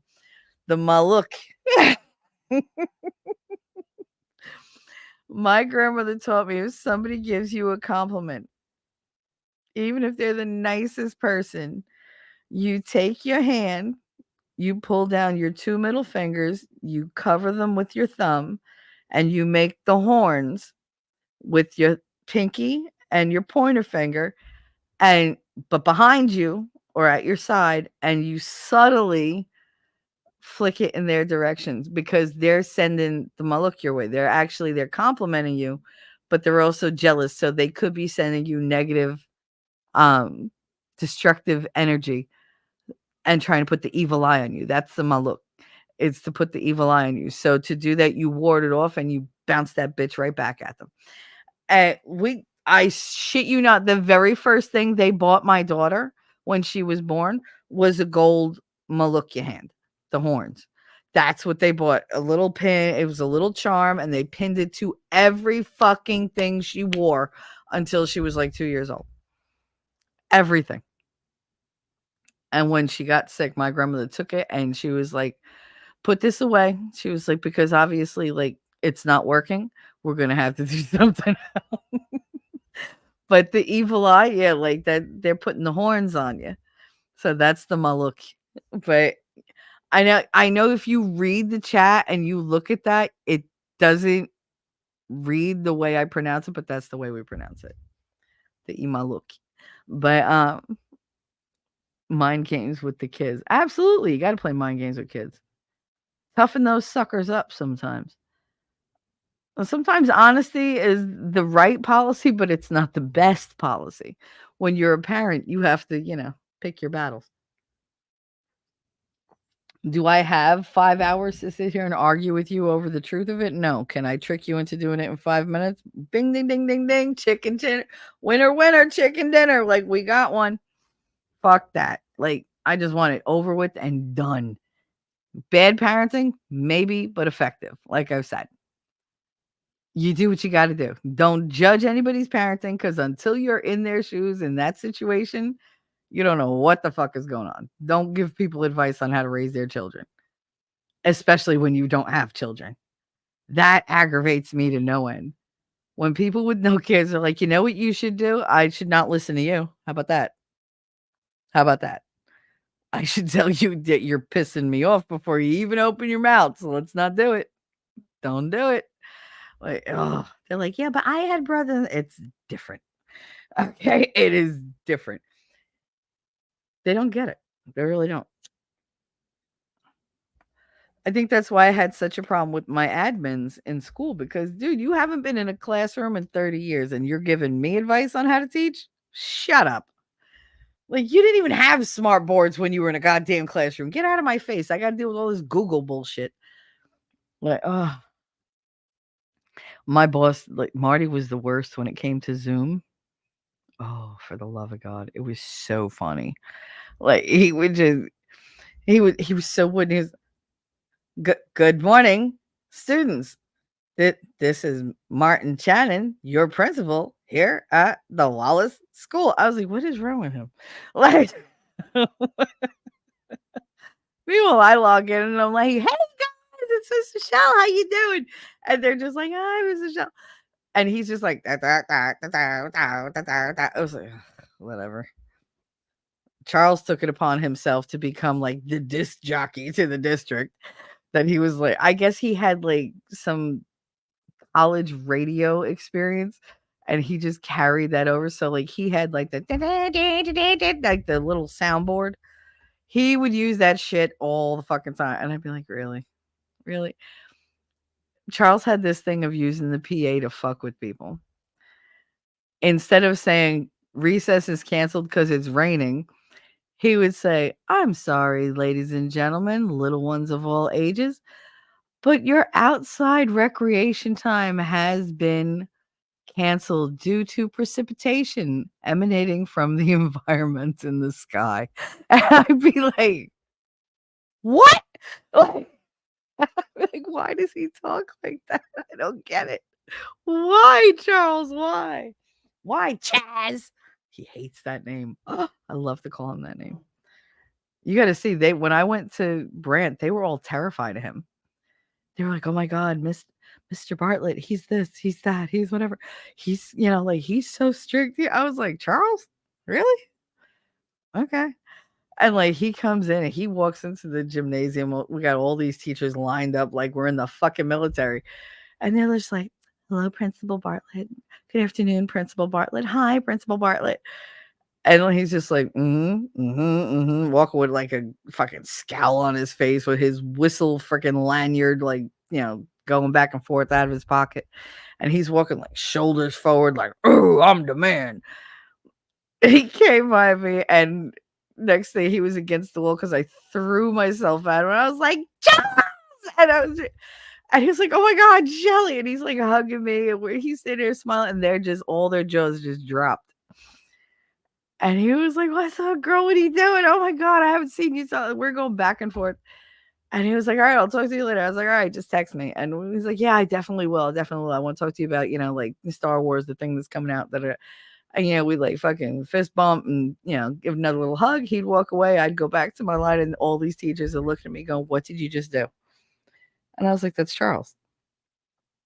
Oh my God, he's terrifying. Oh, Charles, I will body slam him. Are you kidding me? Like, no. I love Charles, but like he came in after me. And I remember when he was just a reading specialist, like just hovering in my class, trying to hide behind like a poster board so that he wasn't noticed, but he could observe the class. And I remember how skittish Charles in my head. I don't give a fuck. You're the principal. Will I back you up? Absolutely. When it comes to these bitches, because all for one and one for all. But be afraid of you? No, no. Like that day in the hallway, that it was one of my last days of work. That I don't know, he asked something about his email, and I said there were 2 typos in it, and I guess I stepped on the wrong fucking nerve because he was like, "I don't give a shit that there was typo," and I looked at him and everybody stopped. And I burst into tears and I was like, "Don't fucking yell at me. I'm fucking fragile." And then I punched him in the shoulder. And he was like, oh my God, you're crying. Don't do that. Shelly, I'm so sorry." And like he was so apologetic, but it was just like, "Bro, you did not just yell at me when I'm in this state. Like, what is wrong?" He was like, "I think you need to go home. Are you sure you're okay?" I was like, "No, I'm not. I don't know what's wrong." And he was like, "This is so not like you. Oh my God." Because he never used to see me. Like, I never used to cry. I would cry privately, but like show my emotion. No, I just get mean. So he was used to me being mad and mean. If you yelled at me, he knew what was coming. He did not expect me to burst into tears. He sure as shit didn't expect me to yell that I was fucking fragile. But he was just like, "Oh my God." He called me and fucking like he got the Uber for me and everything. He was like, "Oh my God, I'm walking down." He felt terrible. Terrible. So when I told him what was wrong, he was like, "Oh, that explains a lot. Oh my God." So he was upset when I took my leave of absence, the first one. And that actually extended into, well, now I'm just not coming back because I can't. But yeah, he was upset. He was like, "God, I need you here." I was like, "You'll be fine. You'll be fine." I was like, "I can't do this." I was like, I'm gonna go nutty." I was like, I literally can't take any stress. My body hurts." And we didn't know that I had, like Lyme disease, or we didn't know that it was gonna, jump into lymphedema. We didn't know any of that stuff. We didn't know there was gonna be brain deterioration or spinal deterioration or any of that shit. We didn't know I'd wind up with like severe fucking arthritis with all these emotional instabilities. None of that was in the cards. It was Shelly's dependable. Shelly's always there. Just give it to Shelly. She'll get it done, whatever.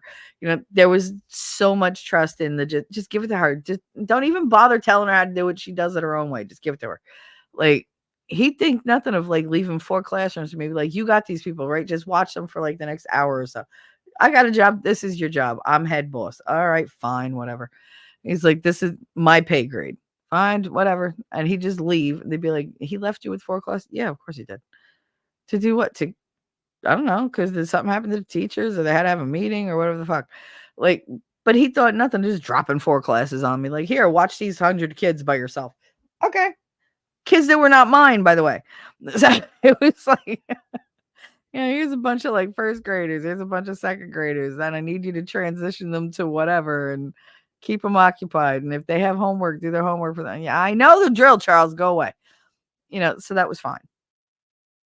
To have me go from this super efficient, super reliable, stable person to this wreck. You can't even imagine how bad the wreck was at the time. Like, I literally, I used to stare at my doorknob trying to leave my apartment, and I couldn't make myself reach out and turn the doorknob. I stood there once for over 20 minutes, hysterical crying, because the anxiety kept me. I was shaking. Every part of me, inside and out, was hysterical with like shaking, and I could not touch that doorknob. Like, you want to talk about a complete mental breakdown? I had a complete fucking mental breakdown. Because everything, it was just too much. And I didn't realize that there was a physical reason behind it. So when I went to the doctor, she was like, "I'm sending you to a neurologist." And then he ran all these tests and he was like, "Wow, all right, you have Lyme disease. How the hell did you wind up with Lyme disease?" Like, I don't even have active, like, new. It was all old Lyme disease that was reactivated. So it's like, what the fuck? Really? So he's like, now you have long-term Lyme disease. He was like, I know it's not supposed to be a thing, but it is. And he gave me like all these reference points to look up. I was just like, ah. And then I had to go back to my doctor, and she was like, "Oh my god, what are we gonna do? You're the doctor. You tell me." Like, what the fuck? I didn't go to med school. I gotta go home and look this shit up. Really? Like, I gotta figure out my own treatment plan. It's the weirdest fucking thing. But I don't know how I went there. But like I said, lots of squirrels today. Inya said, Inya, hey baby, what's up? Hey everybody, I've been here watching. Hands hurt. It's gross and stormy, and I'm old and I feel it. Aw, but I love you and you're beautiful. Stop it. Bud said, yeah, now that I'm here doing well, aside from my neighbors terrorizing me. Now that you're here. Aw, they're terrorizing you, terrorize them back. ZD Shelley read them today and create shorts with them. Bring Heloise, read them today and create shorts with them. Bring Heloise back to life. I'd watch that. That's actually not a bad idea. But I wonder if I'd get struck for copyright or whatever. But yet, no, I mean, I guess I could do like life hacks and stuff like that. Why not? I gotta look into how I could do that without like really showing much. It's so hard to do shit now. So many restrictions and rules. It's disgusting. ZD. I'm sure the helpful hints have been archived, so you can Google any your grandmother didn't clip. Oh, I still have books of all her clippings. I wasn't getting rid of that. They thought I got rid of it. No, it's all in a tote box. Inyamur coworker is sick. Had this weekend planned to be relaxing and trying to quit smoking. Girl, now I'm probably on call until Monday or Tuesday. So fuck it. I'm not gonna put my family through that. That means that you're not ready. You know that. Because if you really wanted to quit, you would have. But now you're like, oh, I have to work. So I have to smoke because, it's going to be too much stress on the family. I'm not putting them through that. Girl, I do that shit all the time. I'm like, oh, I ran out of cigarettes. This is Sunday. I was going to quit tomorrow, but I don't want to quit in the middle of the day. That's not a good feel. Like, and then if I get one pack of cigarettes, I'm probably going to have a couple tomorrow left over. And I'll just order a bunch of them. And then when those run out, I'll quit then. Every fucking week. Every week I go through the same shit. Every week. No, serious means I slept with him. Oh, okay. The real relationship means that you were bumping uglies. I get it. Oh my god, I do that. How's your wife to the mob guys around here? Especially when young chickies are hanging around the pizza counter. I'm proud to be the ultimate cockblock. Yep, that's what you do. That's what you do. My girl, I love doing that shit. Bud, how's your wife and kids? How's the fam? We go way back. I went to high school with his wife. We were cheerleaders together. Like, yeah. Uh-huh. Oh, yeah, I dated his wife's brother or whatever for the longest time. I'm part of the family. And they just look there and want to shrink into themselves. They're just like this bitch. Like, then wait for the only polygamous typo guy, and his response going to take a while. I mean, we have those. There are guys that are like, you just accept. Like I've always said, Hoboken cops, they have 3 girls minimum in their life at once. They have their wife, they have their mistress, their gumad, and then they have their girlfriend. Because they can never nobody gets to get comfortable. Like the wife has to know that, she's like the ruler and the queen. She's always going to get the house and whatever. He's not going to leave her. So he's going to take care of the kids, whatever. But then he's got the mistress who he also kind of takes care of. But then sometimes they get a little uppity and they want to like wife up. And he's like, no, let me remind you of your place. This is my girlfriend. So you know how we used to go out every Thursday and then I'd spend Thursday night here and go home to my wife at like 4:00 in the morning on a Friday morning. Yeah, I'm not doing that anymore. I'm going to take a couple times where I'm going to go out with the boys. That's what I'm going to tell you. But I'm going to let you find out that I was out with so-and-so who's half your age and watch your step because you could be replaced. That's a whole fucking thing. It's a huge thing. They all fucking do it. The ones that cheat anyway. Like I'm not gonna say they all cheat. I mean, I'm pretty sure most of them do, but I don't want them coming here and like being like, bitch, you giving away our secrets. Yeah, but no, that does happen. It really does. I know I'm behind in chat. I know. I'm not that bad. I'm within a half an hour now. Shelly's talking about the hood and me scrolling way down on recommendation. It shows me the movie. It's Menace to Society. There you go. I swear to God, YouTube listens. It showed me so many things that we were talking about in chat the other day. I didn't mention them, but you guys were talking about them, and all of a sudden my feed was just full of it. And I was like, are you kidding? Like, you eavesdropping fucks. Lady Awesome said that checks. Yep, that tracks. All right, it sure does. It's the Friday's director's cut. That's right. And I'm that Snyder dude. This is my Watchmen cut. It's not going to be that long because I want to catch the Fannie Willis closing arguments. I was thinking if I could find them because I think it's at 1:00. I was thinking if I could find them, I might just go to Rumble. Like I might run it on here and see if they try to like take down my stream. But I don't know. I kind of want to watch it, but I don't want to watch it by myself. I usually watch it with Winning, but I don't even know if he's awake. He's probably asleep. More the tiramisu guy. Oh, you like tiramisu? Yeah. I make a fucking banging tiramisu. Oh, so good. It's so easy, but it's expensive.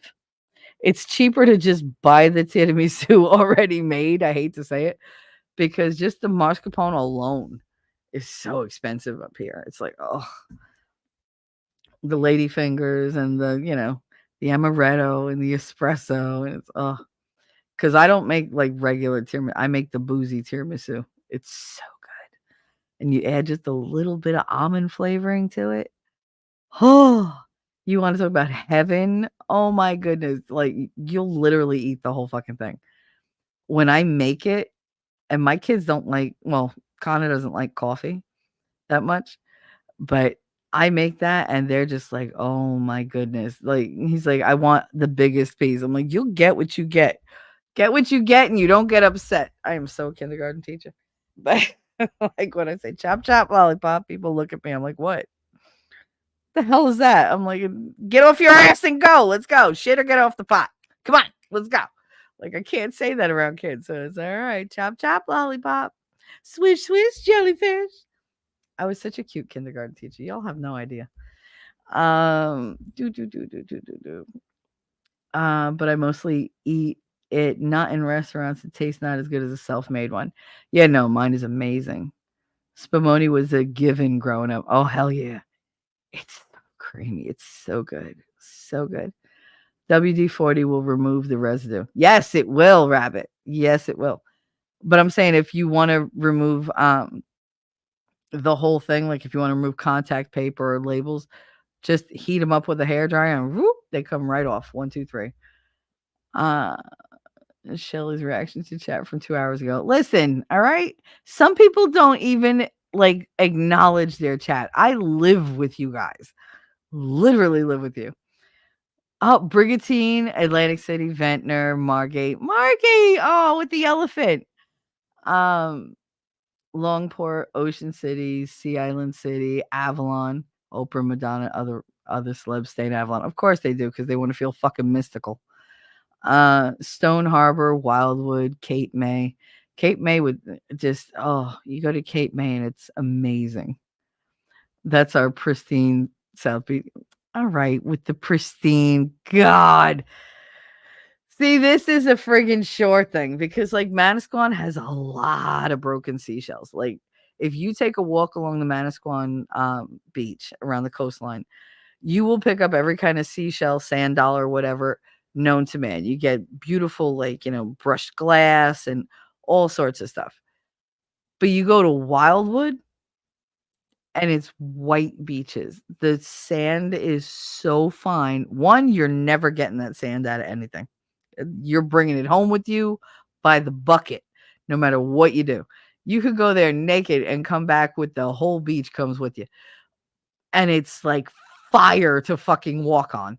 But like it's the softest sand ever. And it's so clean. It's so clean. It's nice that you're not allowed to smoke on beaches anymore because you used to like walk down the beach and there'd just be cigarettes just everywhere. Just sticking out of the sand all over the fucking place. Take one step and you have like an ashtray on your foot. It's like bleh. But yeah, no, they don't do that anymore. Now they comb the beaches, they clean them. They didn't do that before. Like you got to the beach, you cleaned your area, you put your stuff down, and that was your spot. Um, I have so many. Oh man, I wonder. I gotta look for something real quick. But no, like I mean, we lived at the fucking beach. We did. We lived at the beach. It was fun. It was free because none of us. I mean, we didn't pay for that shit. Like it was. Now they have like beach badges and all this weird shit, and it's like, oh come on, old pic folders. Do I not have old pics in this goddamn folder? How could that be?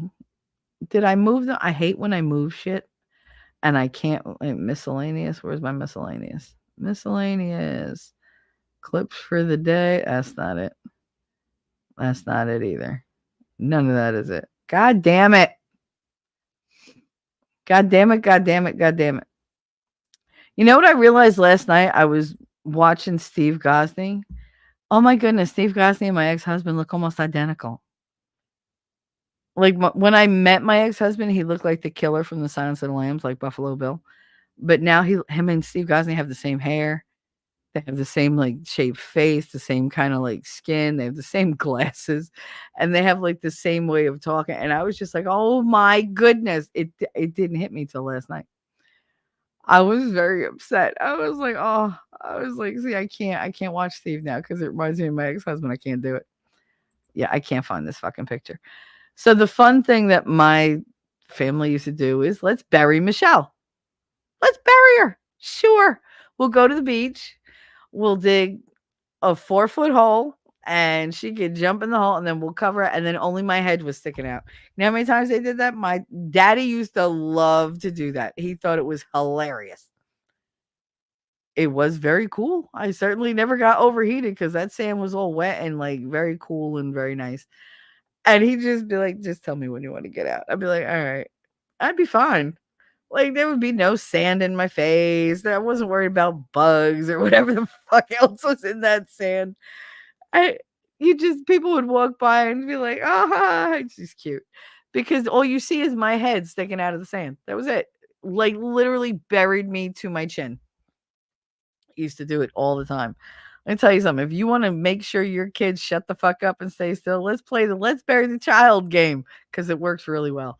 One time he had me, my cousin Dennis, and my cousin Nicole all fucking buried because we were like insane that day. He was like, all right, new game. And we came back and he had 3 holes already dug. And I'm just looking at him like, but we're having fun. He was like, this is gonna be fun too. Guys, jump in. Don't you want your cousins to do this? Yeah, all right. So I jumped in, they jumped in, and he buried us all. We're like, all right, we want to play. He was like, yeah, 10 more minutes. Like, it's like 10 more minutes. That day we learned a very, very quick lesson. Like, one, don't jump in the hole when the adult tells you to. And 2, calm your ass down or you're gonna wind up in the hole whether you want to be there or not. So it's like, and they learned a very good, lesson. They learned let's not fuck with Shelly's dad. Like he's not playing. He is not fucking around. He is not dealing with our bullshit. He's not gonna give you a warning first. He just buries you and goes, yes, calm down now. Like, relax. Just sit there and relax. You just think about what you did. But yeah, no, Wildwood. Oh, I used to love the sand at Wildwood. It is very different. ZD, I've been on every beach as far north as Point Pleasant. You know what beach I like to fish at? It's not even in Jersey. It's the Staten Island beach. what is it, South Beach or whatever that is. Um, it's right after the bridge. You don't want to swim in that water because there's glass and all sorts of stuff. But the fishing, holy shit, so good, the fishing.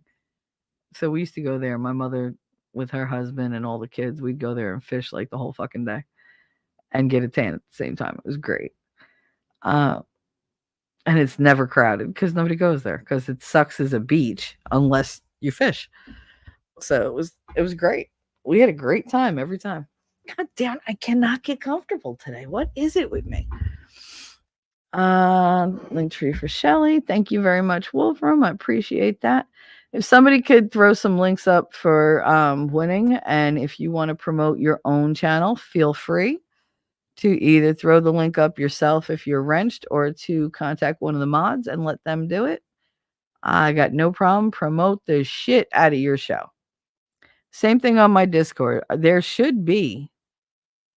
I don't know if anybody's in my Discord. See if there's a tab for other creators to post their streams. If there isn't, I'll create one, or Winning will create one. And if there is, just feel free to throw your stuff up in there, or until I create one, you could just throw it in the general. That's what Winning does. So, have a good time. Promote your shows, do whatever you need to do. I'm all about giving you guys the boost if I can. It's not like I have a huge reach, but if somebody else learns about you and gain one sub, I'm happy. I am. Everybody needs some help because YouTube is on some weird shit. They took 30 views away from my Wednesday stream. 30 views. Or was it the Monday stream? It's either the Monday or the Wednesday.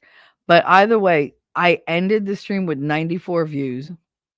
It went up to 100, either 113 or 118. I can't remember. But I got a lot of rewatches like I normally do. And I checked it last night and it's down to like 60. And I was like, it was like 63. I said, how did I lose 31 views from when I ended the stream to now? Just like my subs. I lost subs. It told me I gained one. I'm like, you just took away like 5 subs. Are you kidding me? And then they gave back 4 and said I was -1. And then they gave back 1 and took away 2 and said I was +1. I was like, exactly how do they math? Is this the new math that don't make sense? And like 1 + 1 is 19? Because that's what they're doing. I don't understand. But they are making changes. Last week, they rolled out the like button for super chats. That if you do a super chat or a super sticker or whatever, there's a little like button underneath now that you can click on. Why that was necessary, I'm not entirely sure. And you don't close chats from the bottom of the chat now where it says hide chat. It has an X at the top in the right-hand corner. That's a new fucking feature. Every time they add a feature, my analytics go absolutely fucking ape shit. I don't understand it. It's like you're giving us these things that we didn't ask for because there was nothing wrong with the old way, but now nothing works. Thanks so much. And you wonder why people are leaving in droves.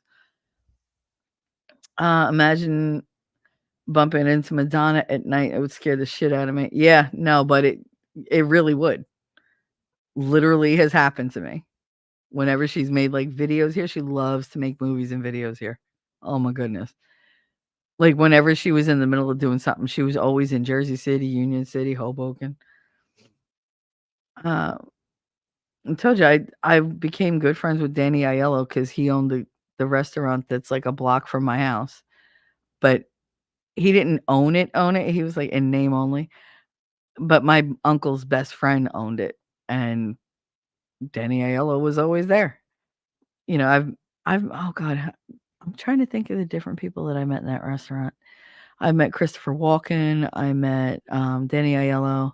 I have met Joe Pesci. He's fucking hilarious. But these are people like Joe Pantoliano is like, he's a Joey Pants. He lives here. He's from Hoboken.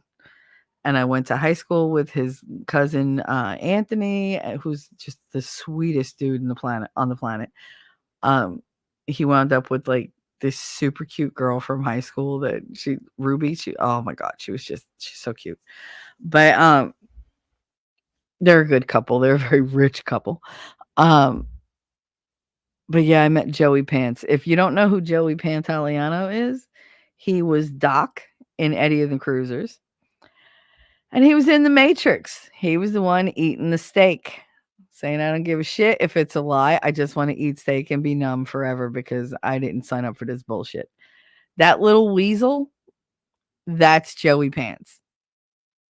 That was a 30-plus-year-old man hitting on me at 17, trying to get me to go out with him, trying to get somewhere. I'm like, dude, you are so old. He was like, I'm famous. I don't give a fuck. I'm 17. Like, you don't impress me, you short fuck. Like, oh god, and he was a cheapskate too. Fucking get fucking sunglasses so he can go to some gala, with like these super expensive glasses, then come and return them saying he didn't really like them, but you wore them. I watched you on the red carpet wear them.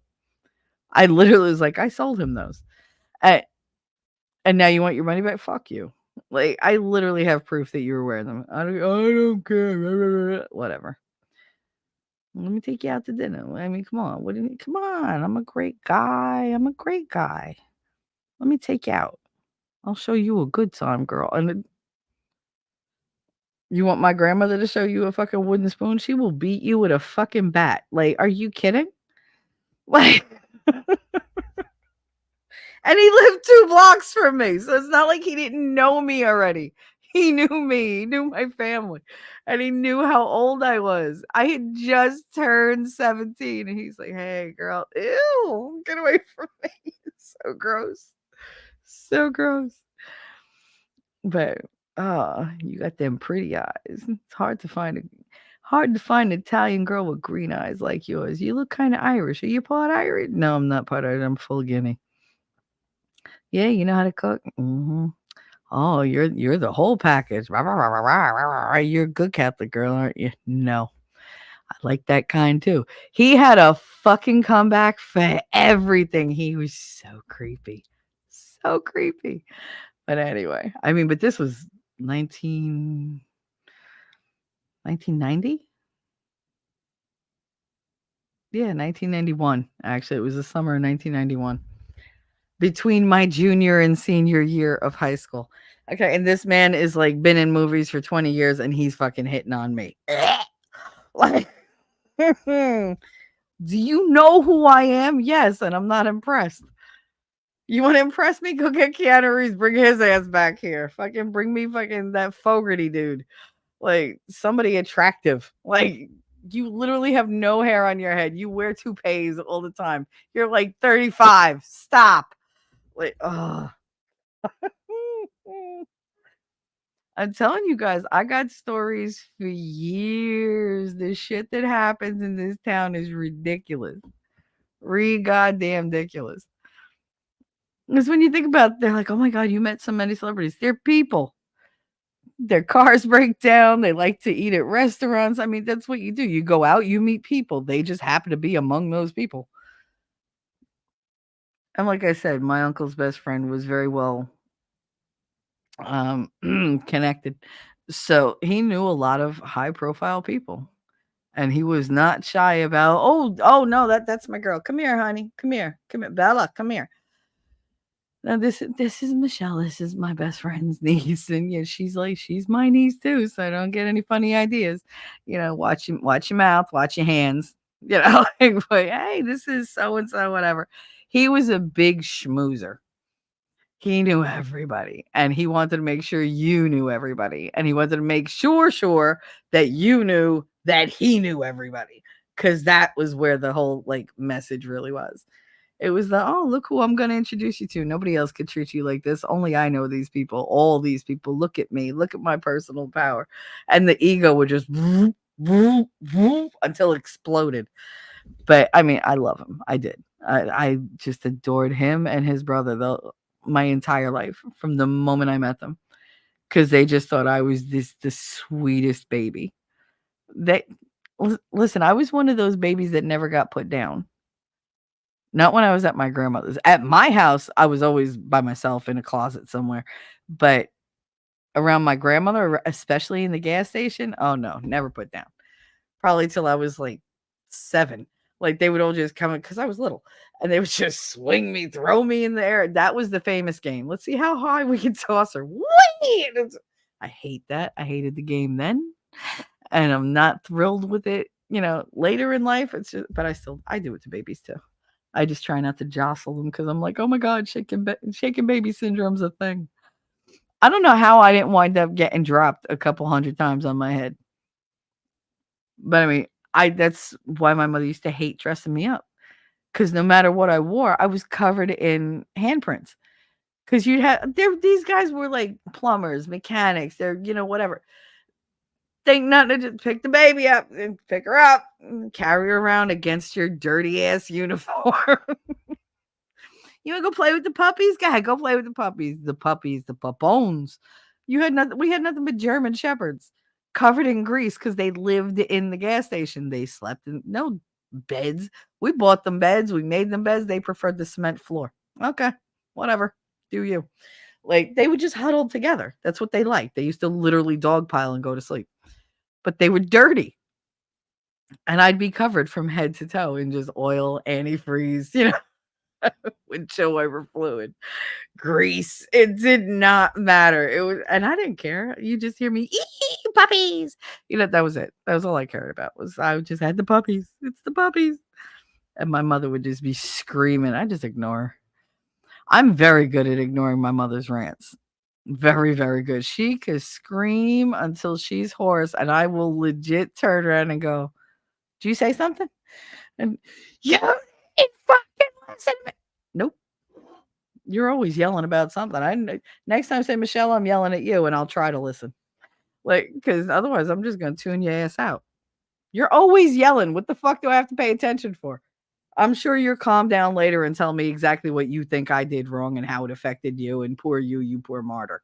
Like, I'm sure that'll happen. My mother is the queen of nags. Every husband she had, I say it. My grandmother even used to say it. Mary, why do you gotta nag so much? Nag, nag, nag, nag. Let things be. I asked him to do it 7 times. Do you know how to do it? Yeah. Why didn't you do it? He's obviously not going to do it. So you're either going to wait for him to do it or not do it, or you're just going to go do it yourself. But standing there bitching about it and nagging about it is just annoying everybody else. So go make up your mind. That was my grandmother. Very, very that. Like shut your mouth and go do it. You wanted him to do it, but you know how to do it. Now you're just being lazy, and I don't want to hear your bullshit. Go do it. Like that was my grandmother. Very, very to the point. You think I'm blunt? Oof. I'm grandma light. Like she was vicious. She gave no fucks. And if you were mad at her, good, be mad, be big mad, and stay mad. You crying, cry more. Like she did not give a fuck. But if you fell and hurt your knee, oh honey bunch, come here. And she went through like I didn't know what it was to get it cut cleaned and have pain. Because she always used to, I know you're not supposed to blow on cuts when you're disinfecting them because you're literally blowing bacteria from your mouth into the thing. But you know what? A little mouth bacteria does not bother me when fucking peroxide hurts on an open wound. When it bubbles up, woo, but if you blow on it, you don't feel it. So she would fan it or whatever. She was just really good. She'd take splinters out. I never felt it. I got very good at doing that for all the kids and especially the adults in school. Oh my God, the biggest babies in the fucking world. Here's a trick to taking out splinters. If it's a foot or a hand that you have to take the splinter out of, put the person behind you. Take the leg or the arm under your arm and position it in front of you. Get really good lighting. Get your tweezer. Make sure you dig your nail a little bit into the side of wherever they are, like the side of their hand or the side of their foot. So that's where they feel a sensation. And you just look and boo, and you tell them, all right, so I'm just looking. I'm not going to touch anything. Meanwhile, you're taking the fucking splinter out and they don't know it because they can't see it and they feel a sensation somewhere else. They're not going to feel you taking the splinter out. So they're not going to get to freak out. I don't know why people freak out for splinters and shards of glass. Relax. And then you just press a little bit with the tweezer. You catch the end of it, you close the tweezer, and you just straight out. However it went in, that's the same angle you take it out with. Don't try to change the angle. You'll break it. But yeah, I'm very good at that. Grandma was like so efficient. It was ridiculous. The only thing she couldn't do is pull teeth painlessly. Her and my mother used to sit on me. They would catch me, throw me on the chair or on the floor, sit on me, and one of them would yank the tooth out of my mouth. That's not traumatic at all. Not at all. For me, the kids in school would come to me with a note from their parents. This tooth is loose. They won't let me pull it. Will you pull it for them? They say, well, I want Miss Michelle to pull it, or I want Miss Shelley to pull it. Okay, fine. Because I used to just put let me see. Oh yeah, no, I know you're nervous. Let me just see how loose it is. And you took a tissue or a paper towel, you put it over the tooth, you push your nail into the bed of the tooth between the gum and the nail, and you make sure you wedge it in there just a little bit while you're wiggling. They're not going to feel it. And then you just pluck straight up with just a little force. Boop. And you go, no, it's not ready to come out. And then you remove your hand and you go, yeah. They're like, all right, I'll come back. I'm like, oh, look, here's your tooth. And I didn't even feel it. I know. Here's a piece of paper towel. Go put that over it and just suck on that for a while. Throw it out in like a minute when the bleeding stops. It's okay. But I mean, I have my tricks. She had her tricks. I just happen to have more tricks than she did when it comes to doing things painlessly. But she was good. That was what she was made for, was for taking care of all the boo-boos. She was very medically minded. Very rarely as a child did I go to a doctor. Grandma had a cure for everything. If it was really dangerous, she would call the doctor, and Dr. Kricko would come to the house, or Dr. Balacco, or Dr. DeMarco, or Dr. Masihi. Like, we didn't have doctors that didn't come to the house. They would just show hell. If worse came to worse, if she couldn't get a doctor to do a house call, she'd call her cousin over in Brooklyn, Dr. John. I said, Dr. John, Michelle's sick. And within 40 minutes, he'd be at the bellissimo, what happened? Because he spoke like no English. And it was all Italian. And I just, no, yeah. And I take care of you, all in Italian. And he used to he'd shake his head at me whenever he had to come over, because he'd go, this one, do the novel. Like, it all happens at once with this one. Like, she never gets like a little sick. Because I could go 2 years without even getting so much as a sniffle.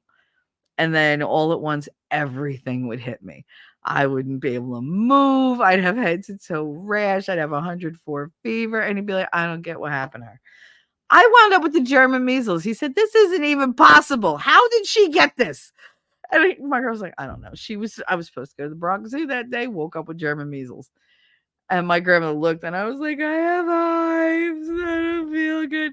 She looked, she said, oh, yeah, you stay here. I'm going to make a phone call. I was like, wait, what is it? Because I was in second grade.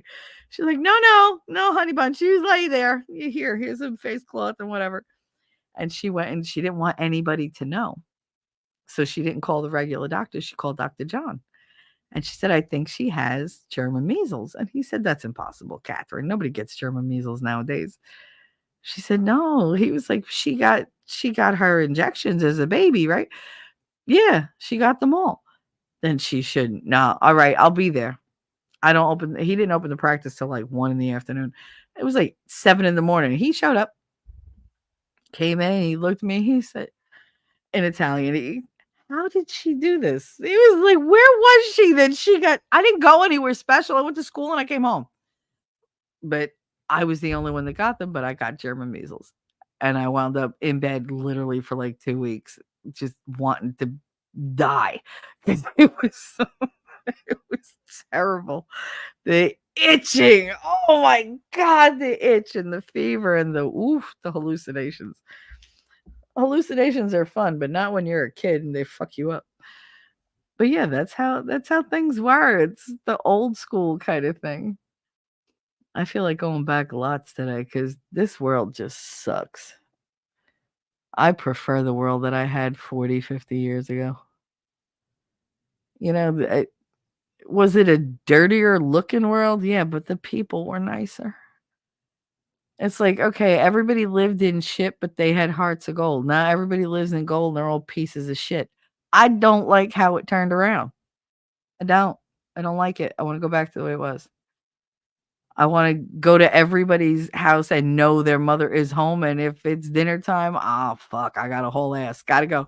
There was no, can I stay for dinner? There was, oh, shit, it's dinner time. Grandma's going to kill me. And whoop, run right home.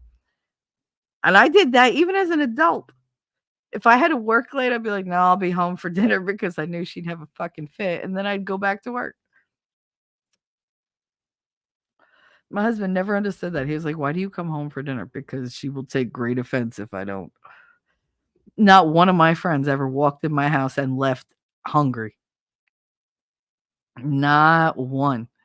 When I brought my friend Nicole home from work because we were going to a party, my grandmother took one look at this 85-pound child. And mind you, she was in her mid-20s, so she was so skinny. It was like, my grandma said, oh, who are you? Sit down. And she automatically wound up. I don't know where she fucking procured it from. We didn't even have it for dinner that day. This giant plate of macaroni. There was meatballs and sausage and the friggin' the rib. And she was like, it's just a rib bone. Like, it's just like a spare rib bone. And like Nicole's looking at it, and I was like, you suck on it. She was like, shut up. I was like, no, really. Like, I said, that's what we do. You suck the juice out of the marrow. Why? Because it's good for you. No, it's not. Yes, it is. Just do it. Trust me. And it's really tasty. You're going to like it. Just trust me. She was like, no, no. Oh my God. I told you. Like, never doubt an Italian when it comes to food. Like, if we tell you something's delicious, just fucking eat it. It's delicious. Just unless it's tripe or pig's knuckles or anything that's like weird. No, if they get really excited about something, don't eat it. Don't eat it. You have to try it. No, don't. No, don't. No, don't. Lady Awesome said, thank you for mentioning the WD-40. You reminded me to put some on a door that I found out creaks so loud about 2:20 a.m. Yeah. That was the worst when the doors used to be like, God damn it. We always had cans of WD-40 in the back room. Always. That is a staple. Even in my house, I have it under the sink. I won't live somewhere without WD-40 and a fire extinguisher. Those are the two things I found I can't live without. Around here, they consider me the tiramisu connoisseur. Ooh, nice, ZD. I love that. I'm a connoisseur, but you don't want to know of what. Winning reality. Hi, honey. Good day. Good day. Happy Friday. He's saying hi, everybody. Oh, he said hi, everybody on YouTube and on Rumble. That was nice of you. Yeah, drop his links, please. His next show is going to be, I believe, Saturday night, Winning Saturday night. I'm not entirely sure what he's doing. Let me look that up. No, not that one. That one. I have so many tabs, y'all. Winning Saturday night, just winning with the crowd. So I'm sure he's got something planned. He always does. Always fun. Oh, and Darth goes live at 12, and the lead attorney goes live. Oh, he's live now. Or he was supposed to be. Maybe he's going live at 12, closing arguments with Fannie Willis. Which means I am going to wrap this up pretty soon. Let me catch up on chat. I told you this was just going to be a hangout. Because I just didn't want to skip out on you guys, and I'm really into the Fannie Willis thing. So I'm going to try to wrap up very soon. I recently ate one version of my good friend. Wait, I recently ate one version of my good friend You ate a version of your friend? Cannibal. She made it without alcohol, and I liked it better than the usual one. That was surprising. She used the rum extract.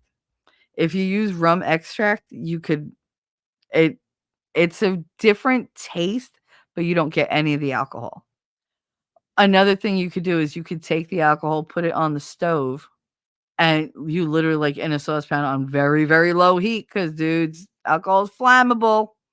Um, just burn the alcohol out of it and you'll have what's left, and then you can pour that in. But mainly what you're doing that for is just for the sugar and the flavor. That's all you're gonna get. Wait, what a version of who's the version of their friend? Yeah, version of tiramisu.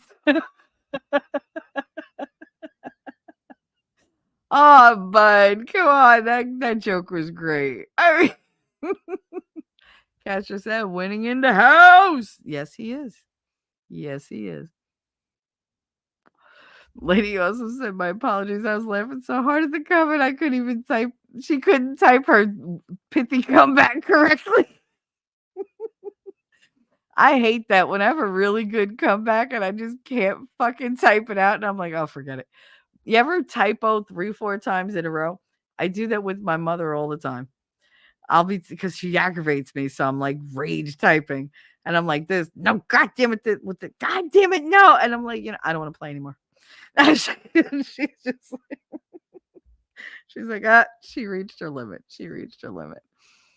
Um, I mean, I do that too, but probably not explaining more of that here. Oh, okay. Well, I mean, if you want to eat a version, I know you're not talking about cooking, but whatever. You're cracking me up today, bud. Thank you. I'm glad he's cracking you up. I played your thing earlier in case you had to leave. Laughing's always good, but yeah, that one was hilarious. Where'd my banner go? I had a banner going. God damn it! This one. There we go. That's my advice. A day without learning, loving, or laughing is a waste. Don't be wasteful. I believe that. I do. My birthday is coming. You just gave me my very first birthday gift, ZD. Aw. Oh, Mims, that was nice. Oh, there's a gifted membership. Wait. Okay, so it threw me to a different part. All right, wait. I gotta get somewhere. All right, so winning in the house. Blah, blah, blah, blah. Cracking me up today. Become a T3 member. Also, chill the mixing bowl in the freezer and mix over a bowl with ice and only use ladyfingers, no cake. Yeah, no, don't use cake. That's the ladyfingers though. Oh my gosh, so good. So good. Just don't oversaturate them because you don't want them to fall apart as you're putting them in. Trust me, too much is too much. Be mindful. Oh, look who's here. Mimsy said gifting 1 membership. So who'd you give it to? Let's see. Do. Oh, and it did. It went to ZD. Very nice. Thank you very much. So let's see. What are we gonna play for? Do.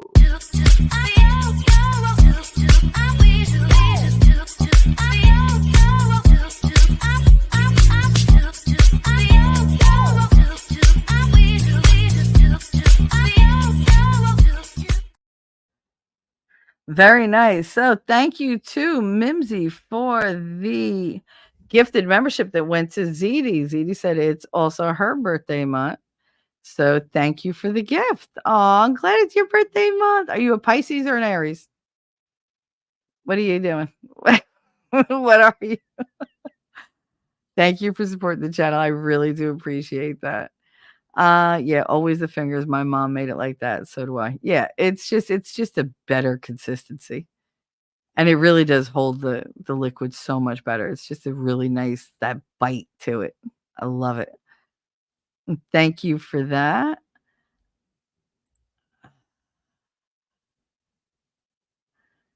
I don't know. I don't know. I have to make a decision about whether I'm going to watch the lead online or if I want to do it offline. I'm not entirely sure because I tend to yell out commentary. So I don't know. And who's calling me now? I don't know who Mickey Tinter is, but they need to leave me alone. That sounds very false. That sounds like somebody that's trying to sell me something. Get out of here. I don't know no Mickeys. The Mickey I know is not Mickey Tinter. Mickey Rakuya. Which I can say because none of you would know how to spell it because it's so guinea. Rakuya. Elephant, that's better than a soap opera. Oh my god, I miss soaps. I do. I miss the soaps too. I do. I miss them. Wait, so never surrender at Bud. No, really, don't get caught up in some bullshit. I've watched too many episodes of Fear Thy Neighbor. What is I missed a whole bunch of shit. God damn it. All right. ZD said Lyme disease equals the Maluk. Yeah. You need to ask for forgiveness from your grandmother for cursing her out. You know how many times I'd have to ask forgiveness? Jesus. I think my neighbors want me to snap. They're just waiting for a reason to get me out of my apartment. They want it for themselves. Oh, that's like it is here. Yeah, no, don't give in. Just destroy something. Get like an egg and smash an egg. You'll feel better. Yes, I'm a Pisces, March 5th. Aw, that's awesome. I've had a lot of Pisces in my life. A lot of them. All men. The females tend to be very, very dramatic. So, dang, but I'm sorry. It's a horrible spot to be in. Yep. I have to make up my mind, and I don't know what I kind of want to do it online, but I don't know if I want to do it on YouTube. But I also don't want to be in charge of the technical stuff. So if Winning wants to come on here and do it with me and bring like the video feed, then I'm more than willing to stay on here and watch the trial on here. Not a big deal. And if we have to switch over to Rumble, then we got to just stay on Rumble. But if he would like to join me, then I'll do it. But if he doesn't want to join me, I'll watch it offline with him. So up to you, Winning Reality. But if you come on, you're running the show because it's not going to be me. Unless you want to start a stream and we watch on yours. But you're more than welcome to just pop in here and do it. It's not like you don't have full access. I see you out of the corner of my eye. He's my avenging angel. He's always there in the corner just waiting. Just waiting. So you decide and I'll do what you want. Where you go, so goes my nation. That's better than a soap opera. But we have a busybody that lives across the street, and my daughter swears she has a camera pointed in her new windows on her garage. I just flip her off or grab my boob in her direction every day. Oh my God, Inya. This is why I have blackout curtains. Because I live in an L-shaped building. So, of course, where do I live? In the fucking corner. So the entire row of apartments that go perpendicular to my apartment can look in my apartment. And we had this lecherous drunk guy who used to stare into my apartment and call me to the window all the time. So I went and bought all blackout curtains. So I never know what time of day it is. Like, I don't. Like, you can't see in, I can't see out. Fuck you. I literally have 2 pairs of blackout curtains on every window. Like, I hated being watched to that degree. Because he was always so creepy. So creepy. Oh, he was like, I never see any guys coming to your house. I was like, because why are you watching my house? Like, why are you watching my apartment? What do you think? I invite them home? I stopped watching General Hospital, the last holdout shortly after the pandemic. YouTube is my new soap. There you go. There you go. All righty. I have grand jury duty starting the day. 18 weeks every Wednesday. If I get a break, I'll pop in to celebrate with. Oh my God, 18 weeks of being on a jury. Ugh. Oh, my heart goes out to you. Go with God. That's ridiculous. I really don't want any trouble, but the line is kind of crossed already. Oh no, you threw hands? Don't throw hands. And don't throw them either. Oh, look at that. Look at that. Wait.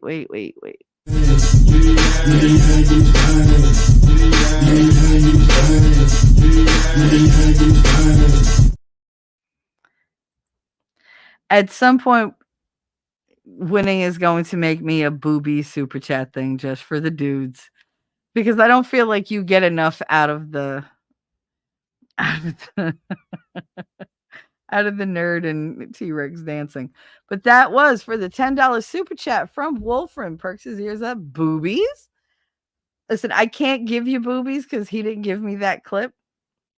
He might share it. I don't know. He's in charge of the whole StreamYard thing on here. I don't add clips except for like those couple of Nick. But for the most part, like it's in the description. Intros, outros, and clips are all winning reality. So I promise I will get on him to get you more boobies.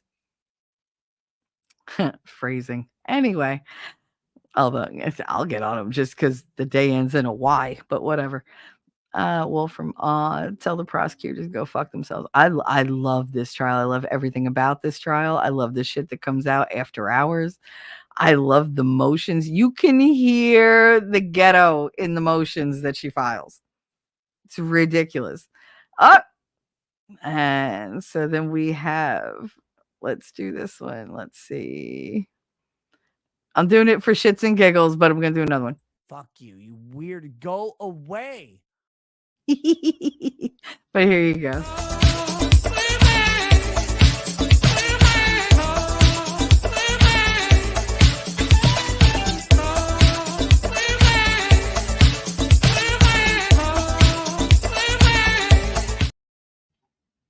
And this one is for $10 super chat from Inya Mers. Boobies. She got the boobies. She got the boobies. She got the butt. She got the boobies. She got the butt. That's it. You got to be shaking, coming and going. That's what they like. A little jiggle here, a little jiggle there. Jiggle, jiggle, jiggle. Watch me jiggle.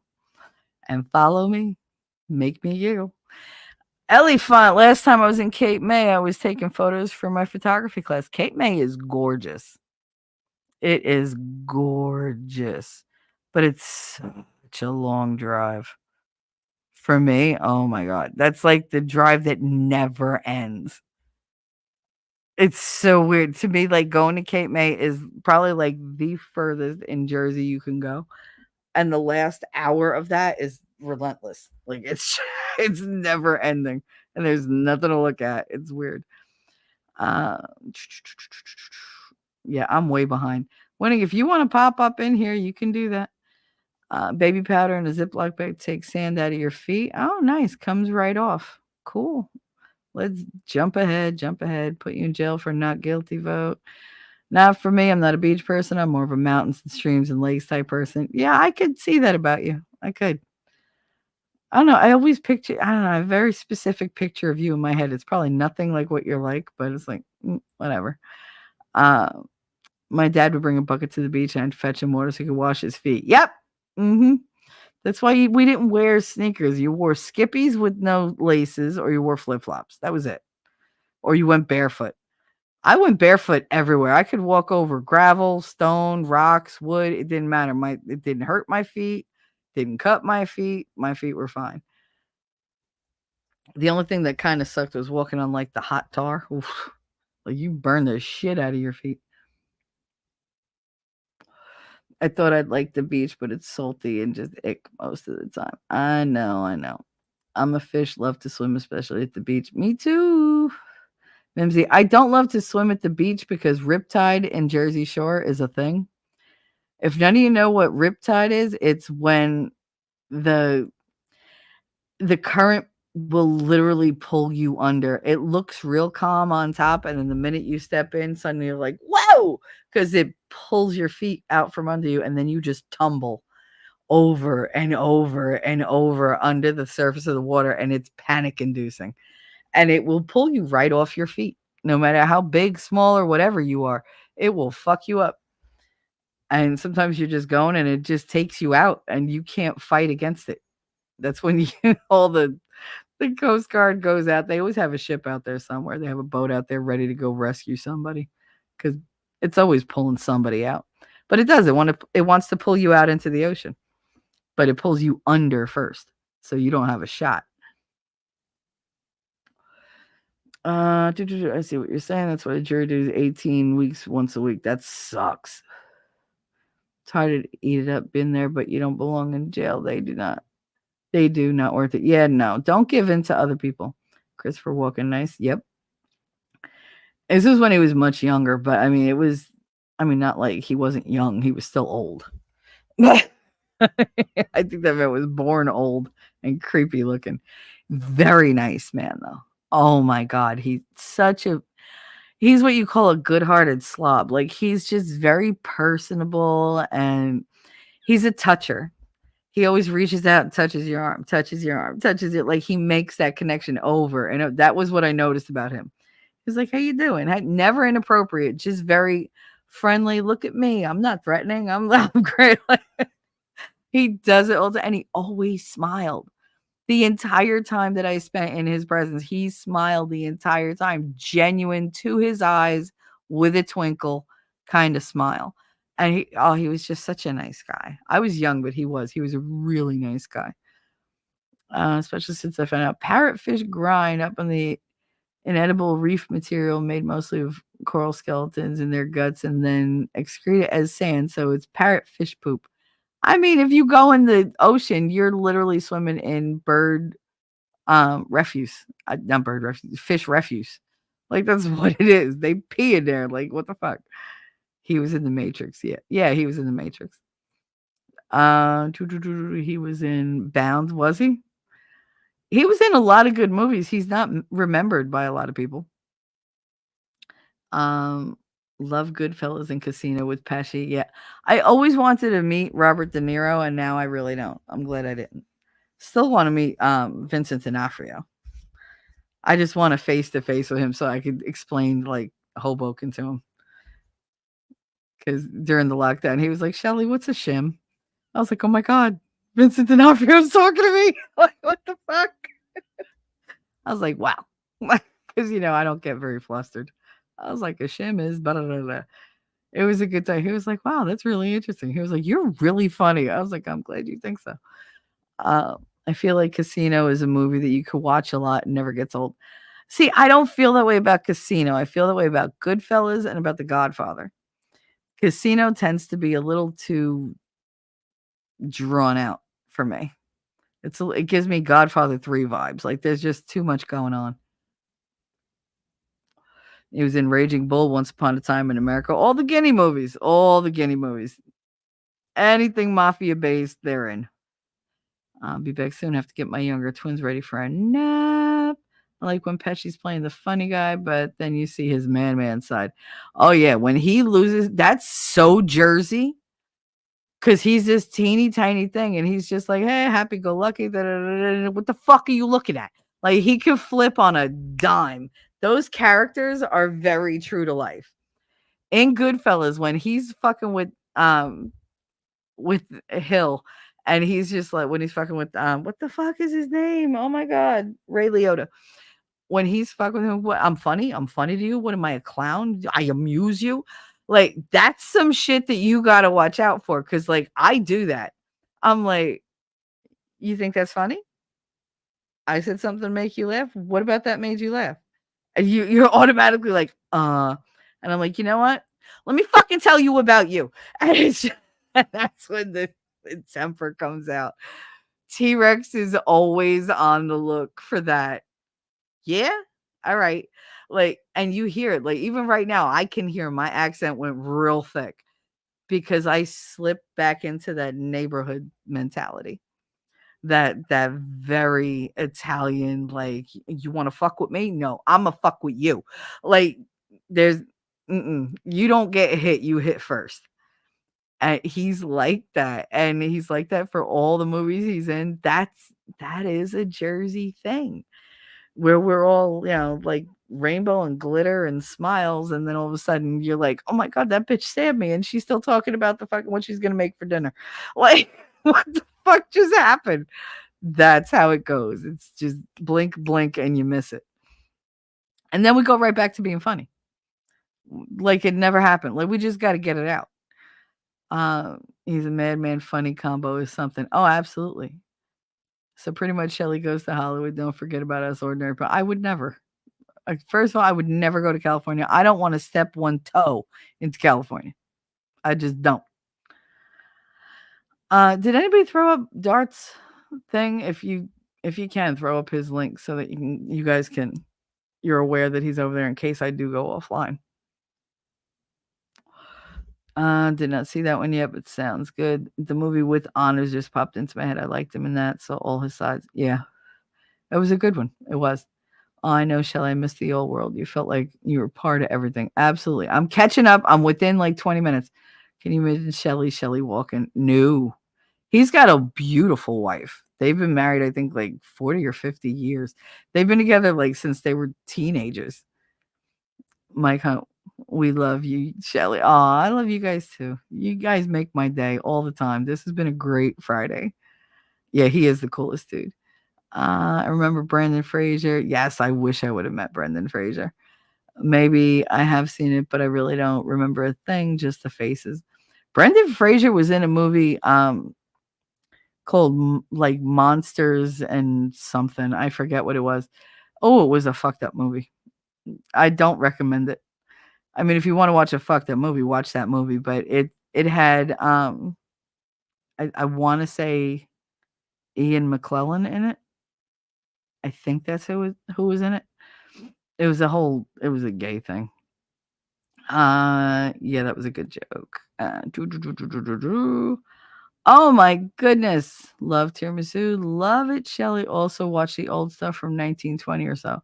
Oh, look at that. Look at that. Let's see. What can we play? I mean, there's always I this. guess that makes me the devil.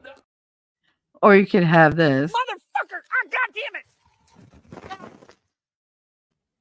But I'll play this one because Lass is here. I deserve good things. I am entitled to my share of happiness. I refuse to beat myself up. I am an attractive person. I am fun to be with.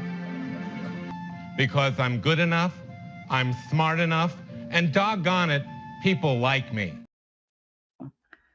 So, and why can't I find it? Why is it not? Oh, there it is. All right. So, did I highlight it? Yes, I did. Okay. So, thank you, Wolfram, gifting 5 memberships. Those went to Mike Hunt.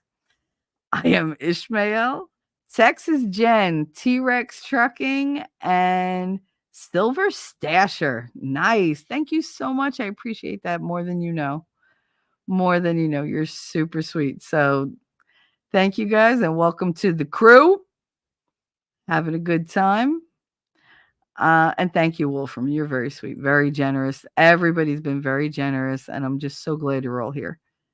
Welcome to the new members. Mimsy saying, when I make it myself, I can't hide it from myself. I eat it all day. I keep taking little bites until it's gone too.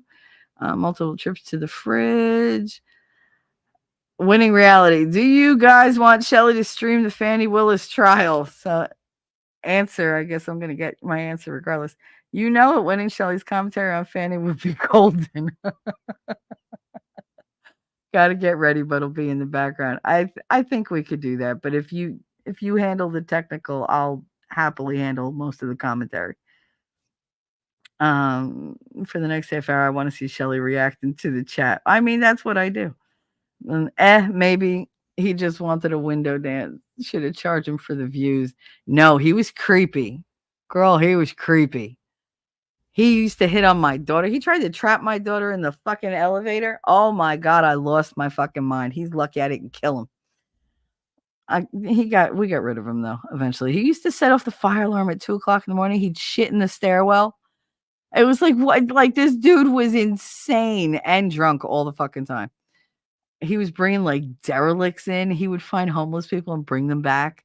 He beat the hell out of his old mother who used to come by my house every day for money so that she could get groceries. Honey, can you loan me $5? Here you go. I had cash by the door all the time because he would spend her entire check and she couldn't afford to eat. She had her granddaughter there. So you got $5. I don't have a 5. I have a 20 though. Why don't you take the 20 and just, use it over a couple days? You'll get it back to me. Yeah, no, I'll get it back to you. I'll get it back to you. I never saw a dime of that money come back, but I did that for that woman for 3 years, because otherwise she wouldn't have eaten. The kid wouldn't have eaten. You know who fucking gave me money? The kid. She graduated high school. She went to college. She came back to Hoboken to visit family and came here and brought me money. She said, "I have no idea how much that she owed you." But she gave me, like, I think it was, like, $500, and I was like, "This is way too much." She was like, "You did that for years, like, grandma loved you." And I was like, "I don't wanna take it, it feels weird to take it." And she's like, "Please." She was like, I really wanna do this because I know that you were there." And, like, she never could pay you back. She didn't get the opportunity to pay you back. And so she gave me the $500, which I thought was nice. I think it was $500, but it was, like, around there. And, I mean, I never expected to be paid back. I just wanted them to be okay. So, I mean, this lady was old. She was in her late 90s, and she'd come, like, hobbling along. She was skinny as a rail, and honey, oh, you such a sweetheart. You such a sweetheart." And I'd get the smack to the face every time. Such a sweet instead of, like, like most people, like, stroke your cheek. No, it's, like, "You're such a sweetheart." Smack. Thank you. I love Rexy's clips. Yeah, I know his clips are awesome. Boobs, yes, but no fake ones. Oh, you want real boobies? Au natural. I will be specific in my desires for a booby clip. I need a couple of them. I hate beaches. I hate sand. Ellie, when you live at the Jersey Shore, you don't have a choice. Even if you go to the lake, it's all sand. We have lakes. We have Cheesequake Lake. We have Bud Lake. You got Lake Hopatcong. All of them. We used to go to all of them, and they all have beaches and a lot of fucking mosquitoes and sandflies. Sandflies are the worst. They're the devil. They are the devil, and they hurt when they bite you. Undertow, kind of fun to swim into. Tumbles you all around. Mimsy, you think so? That was the only time in my life I was deathly afraid to die. Because me and the ocean have been friends for decades, and that one time I could not find my direction to the surface. I couldn't orient myself because it was so fast. But yeah, now that scared the shit out of me. I like it, but I'm a water rat. Swim, dive, or lie down in the wave. I mean, I live in the water. I love to swim. I've always loved to swim. That's the best. There are waves, and you get them into the board, and the wave carries you all around the beach. Anybody interested in family history should check out Roots Tech. It's a free conference with the bunch. Oh, cool. She put the link up there, the bunch of classes on how to research and preserve your family history. Thank you, Ellie. So if anybody wants, that's the web address is www.rootstech, ROOTSTECH, I was going to say K.org. So you can go there and do some looking up, some research. Absolutely excellent. I love it. God and Monsters. Thank you, Lex. Hi, Lexi. How you doing? Sexy Lexi. God and Monsters. That was the movie. I enjoyed it, but it's not for everybody. And I am caught up. So you said, what is that? That's the Brendan Fraser movie with, I believe, Ian McKellen, however the hell you say his name. It's supposed to be a true story. So it's all about like Bela Lugosi days and stuff like that.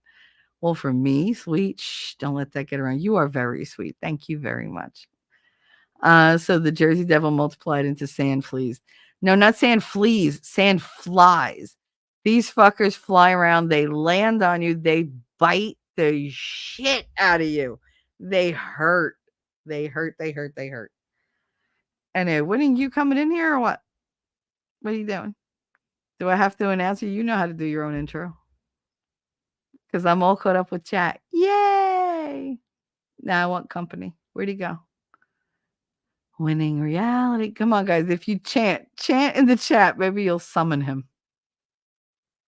I want winning reality. Keep on winning. Live well.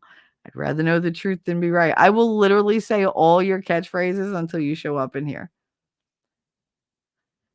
Do I have to do it like the nice winning? Oh, winning. Same as the deer and horseflies. You have deer flies? They're not like those bot flies or whatever the fuck they're called, right? Those things freak me out. The fact that they bite you and leave larvae behind. No, I'm good. Mm-mm. No, I like the kind of bug that lands on you, you swat it. If you miss, it just flies away. Nothing's left behind. Fuck it. I'm good.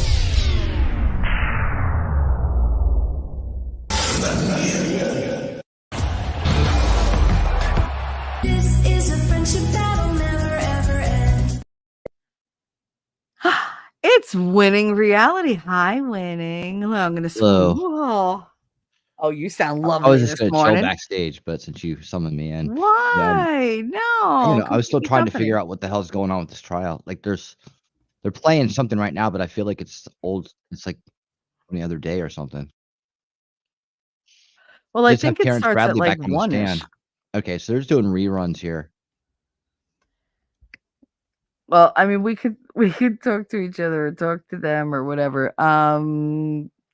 Lex said God Monsters was about the Frankenstein director James Whale, but it was good and a Hi, bit everybody. too gay for me. Yeah. Yeah, say hi. That Hi. movie was good, but meh. I'm gonna watch Roots Tech because all this shit going on is just frustrating. So okay, so Winning and I have been watching the lead attorney's coverage of this trial. I was also watching just the trial itself and then going to the lead attorney. But the last thing that came out was the text. Oh my God, Winning, how much fun was that? Watching that. That was good. It was really good. Because let me tell you, lead, he talks so much shit and he's so accurate about it too. Like he gives you all the behind the scenes stuff. And he's over here, like he's making connections in his head that you normally wouldn't make. Like he's saying, well, she said this, but you don't understand how it works. So if this happened first, all this had to happen. So that means this is connected to this, is connected to this. That means that he's saying that this one, like those texts uncovered so much bullshit. Like Fanny and him were together long before they said they were together. He was actually dating, like, I think the girl whose house that was, or he was dating somebody named Sonia, I forget. And apparently they were knocking it, and then they were friends, and then they were just friends with benefits. And then Fanny came along and took that girl's man. Yes, she sure did. For somebody with so many problems down there Fanny claimed it couldn't perform. If his shit don't work, why all these girls trying to get with him? Because he had 3 girls at one point at the same time. He had the mistress, he had the girlfriend, and he had the wife. I told you. It's a time-honored fucking tradition among douchebags. That's what they do. And who came out the winner in the end? He did. Well, I mean, he came out with the money. That's what he wanted. It's not like he was looking, oh, look at me, I'm a big man. I got 3 women I can't talk about. Like, but he got the paycheck. He got paid. That's all in those text messages. It's hilarious. Hilarious. He gave up everything. Could you do that to somebody, to a good friend of yours? Just give up all their shit? Somebody you've known for like 10 years? When? No. Sorry, I wasn't really ready to come in, but you kept insisting, so. If you don't want to be here, you can go. I just wanted you to wasn't. make a hi. Come by and say hi until you're ready. I can chill here until I'm ready. Okay. So yeah, ZD said I was watching the lead attorney. I was dying. He's local up the street from the trial. He has all the inside smoke. I love it. And she said hi, Winning. Yeah, he's like, this is where you want to Leeds be. neighbor. They're right He's up a the neighbor. street. It's my neighbor. Yeah, got another Georgia boy over here. Not originally though. He's another beach boy. So he gets us. He gets us, ZD. He gets the love of the beach and the hatred of it as well. I've been to Wildwood, New Jersey. I bet you have.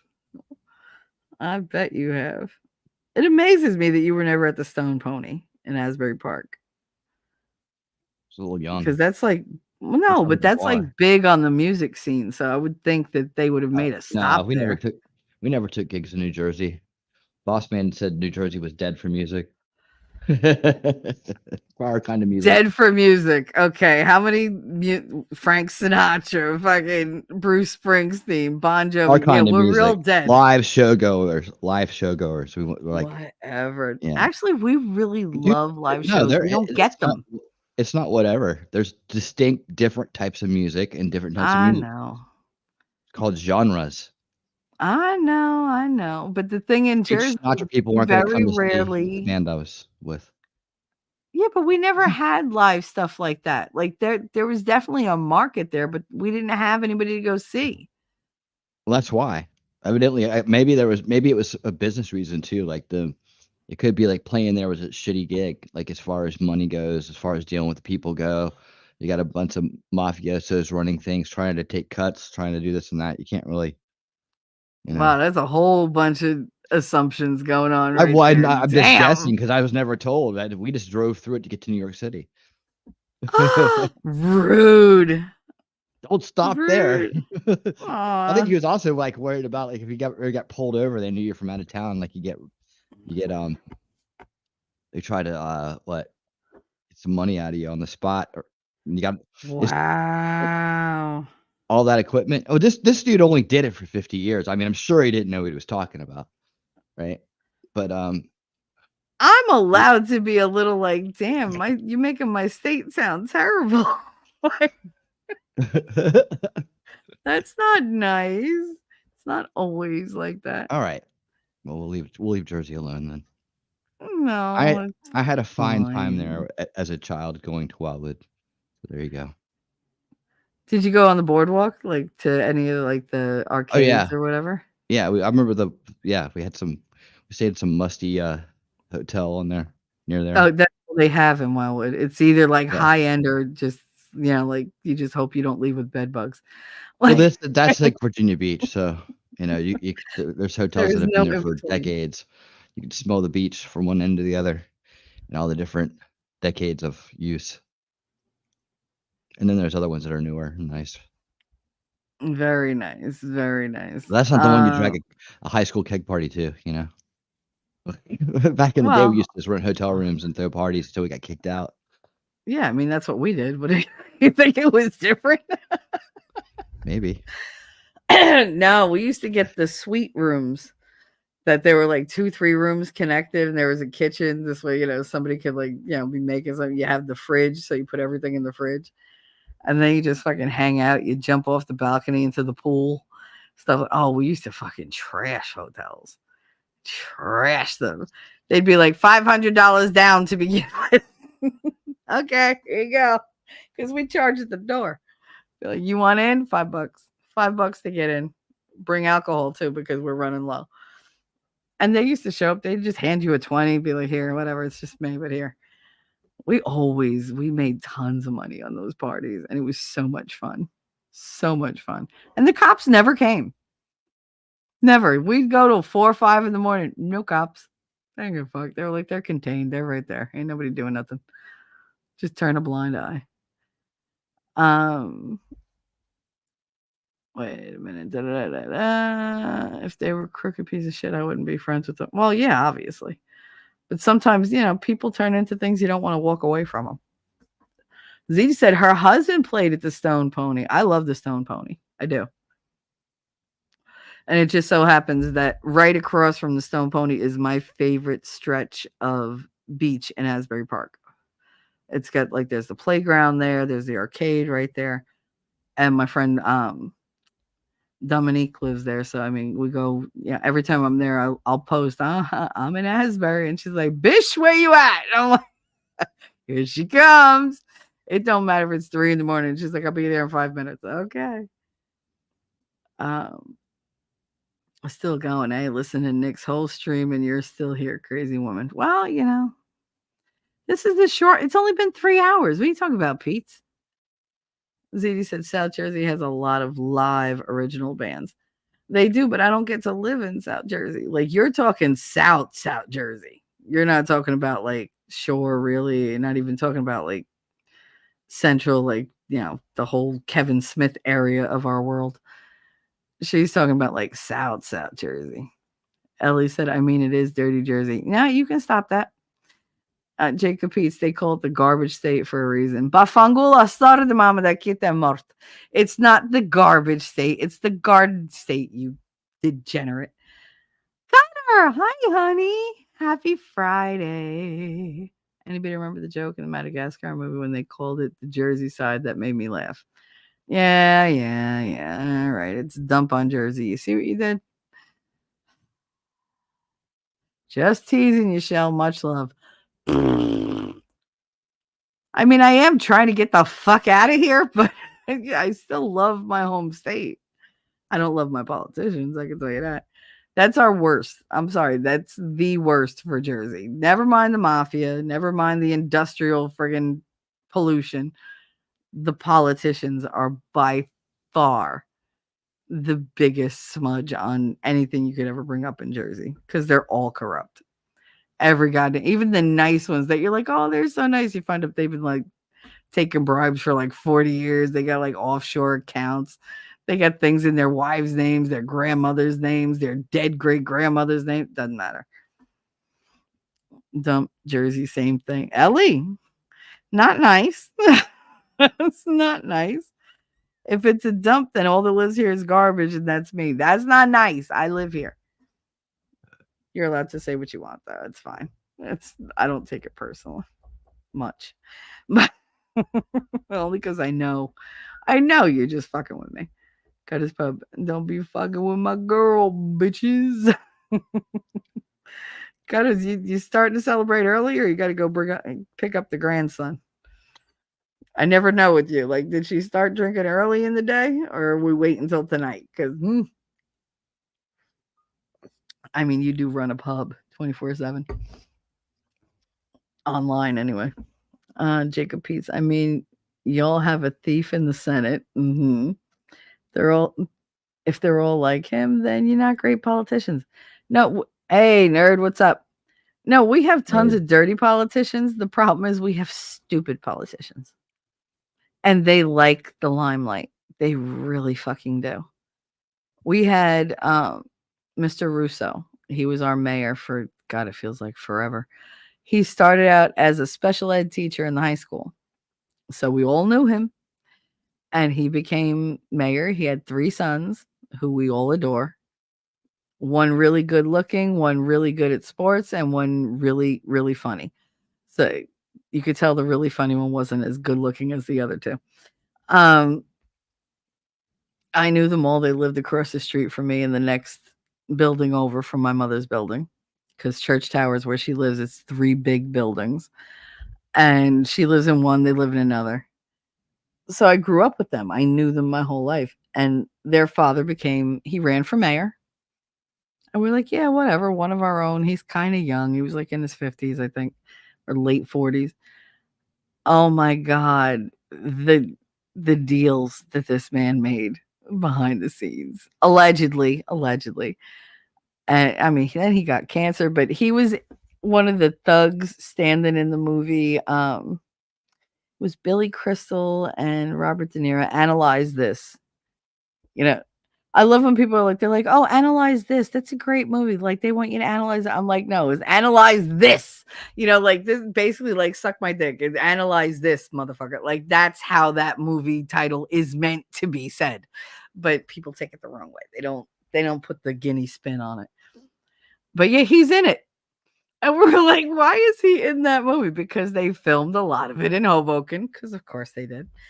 And he wanted to be in. They were like, hey, you're the mayor. Let's put you in. He is so tan. He looks like not one of us. Like, he's so dark. So dark. But yeah, he was amazing. His wife's name was Michelle. She was very sweet, but she didn't care whose kid you were. She would kick your ass. She would straighten you right out. That's how the moms are around here. You don't have to be their kid for them to yell at you and give you a smack to the head. They will set you straight. You Dang. can't do that. No, that's what they do. You mother each other's kids. It's like you don't say, "Oh, he can't come over to my house. He's a troublemaker." You say, "He's a troublemaker. Come here. Stop doing that." It's like, all right. You don't behave like that in my house. Okay. And you put your foot down. That's what they did. If you went home and told your mother that so-and-so's mother hit you in the head, she'd hit you in the head. Why'd you embarrass me like that? Now I got to go call her and apologize to her for your behavior. It was a whole thing. Either way, it was your fault. So you just took it, shut up, and moved on. You learned your lesson. That's the way it was. They don't do that anymore. Now we're going to have to set up a play date. We didn't have play dates. You just showed up and yelled at the window. If the mother came to the window, you weren't going to have any luck. You knew that. If you heard, "I'm coming," then you knew that, playtime was on. They were coming out. But if the mom showed up and go, "What do you want?" No, he can't come out today because somebody has an attitude. Somebody didn't do their homework. Somebody, and you're just like, okay. You did your homework, right? Yeah, it's time for me to go home. I got to go home because, I forgot I had to do something. They kept your ass on check. On check. You did not fuck with mothers in my neighborhood. Nope. The fathers were different. Dads let you get away with fucking anything. Jesus Christ. They would cover for you. Like, your mother's coming, run. I'm sorry, I'm moving around. I can't get comfortable today. It's weird. Like, my back really hurts today. I think it's gonna rain. It's raining here. But lovely. Let's hope you don't lose power. Rainy and cold. Well, no, it's not. It's not thunderstorming. It's just rainy and cold. Oh. Yeah, let's hope. Well, it's not that cold here, but it's definitely like my back feels like I don't know. It's very cringy. Like, no matter which way I turn, it's like, no, we're not stretching that. It's very tight. So it's just like, we got dirty judges that let them get away with all that shit and do it. Yeah, well, good as fuck. No grandson or drinking this morning. Oh, however, now I feel like I need to go put some chocolate Baileys in my coffee. There you go. That's my girl. Sorry, I've been missing ZD. Hey, gutter. She's been missing you. Oh, she needs to get her gutter fill. You want your fill of the gutter? The geriatrics have been leaving me exhausted. They'll do that to you. They will. Everyone ever drink Baileys from a shoe? Why? Why would anybody want to drink anything from a shoe? You know how gross that is? We have, we're grown women. We have glasses. And worst comes worse, you drink it from the goddamn bottle. I would rather drink it from the bottle and share it than drink it from somebody's shoe. Even my own. That's gross. And why would you ruin a shoe? I mean, what do you think? We have like closets and closets of shoes. I'm not a shoe person. I don't buy the tons of shoes. I don't buy the like really high-end fucking clothes. Everything I have is functional. I live on a budget, bitch. Like, But I was never, that was one thing that my ex-husband, when we were getting to know one another, he goes, "I'm afraid that I'm going to look under the bed and find nothing but shoes." I said, "You're going to look under the bed and find nothing because grandma vacuums under there and she'd hit me if there was something under there." Like, that's not where the shoes are. And he was like, "How many pairs of shoes do you have?" I was like, I got my boots. I got my winter boots. I got my sneakers. Like that, like really like good athletic sneakers. I have Skippies. And that's it. What? I was like, yeah, I got like 4 pairs of shoes. What about slippers, heels, whatever? I was like, first of all, the heels are in the closet. Those, they go from the bathroom to the bedroom, and that's it. I ain't walking in heels anywhere else. Like, they are purely for decoration. They are not functional at all because they were like 6-inch fucking heels, which it's like literally walking around on stilts for somebody like me. The vantage is so different from those couple of inches taller. I don't know how people look different when you're that tall. Like, everybody looks like a little bit more slender and they just, I don't know. It's so weird. Like, you have a better view of their face. When you're little, everybody looks like a giant. Like, Every week they just stand next to you, just like, yeah, whatever. I'm just this little, yeah, I'm a little teapot, whatever, fuck you. Like you just sit there and you're just like, all right. Like it can be really intimidating when you're surrounded by tall people. And usually I'm surrounded by nothing but tall people because everybody's taller than me.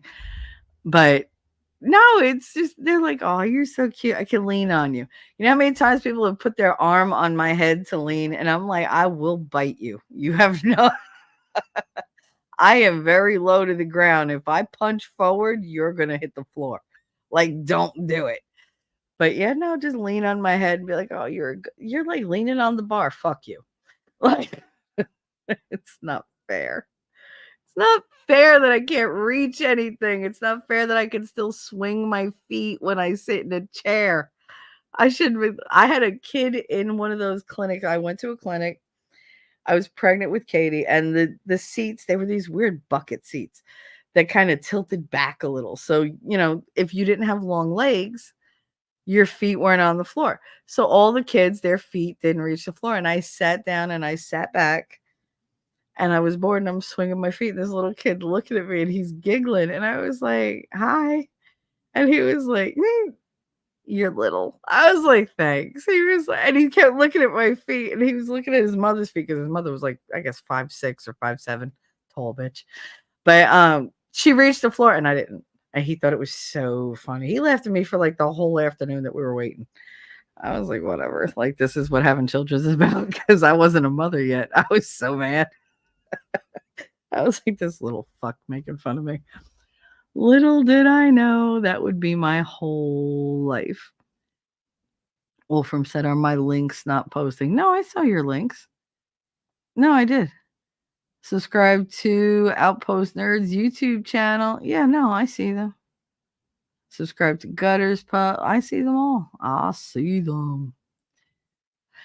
I lost my place. Oh, there we go.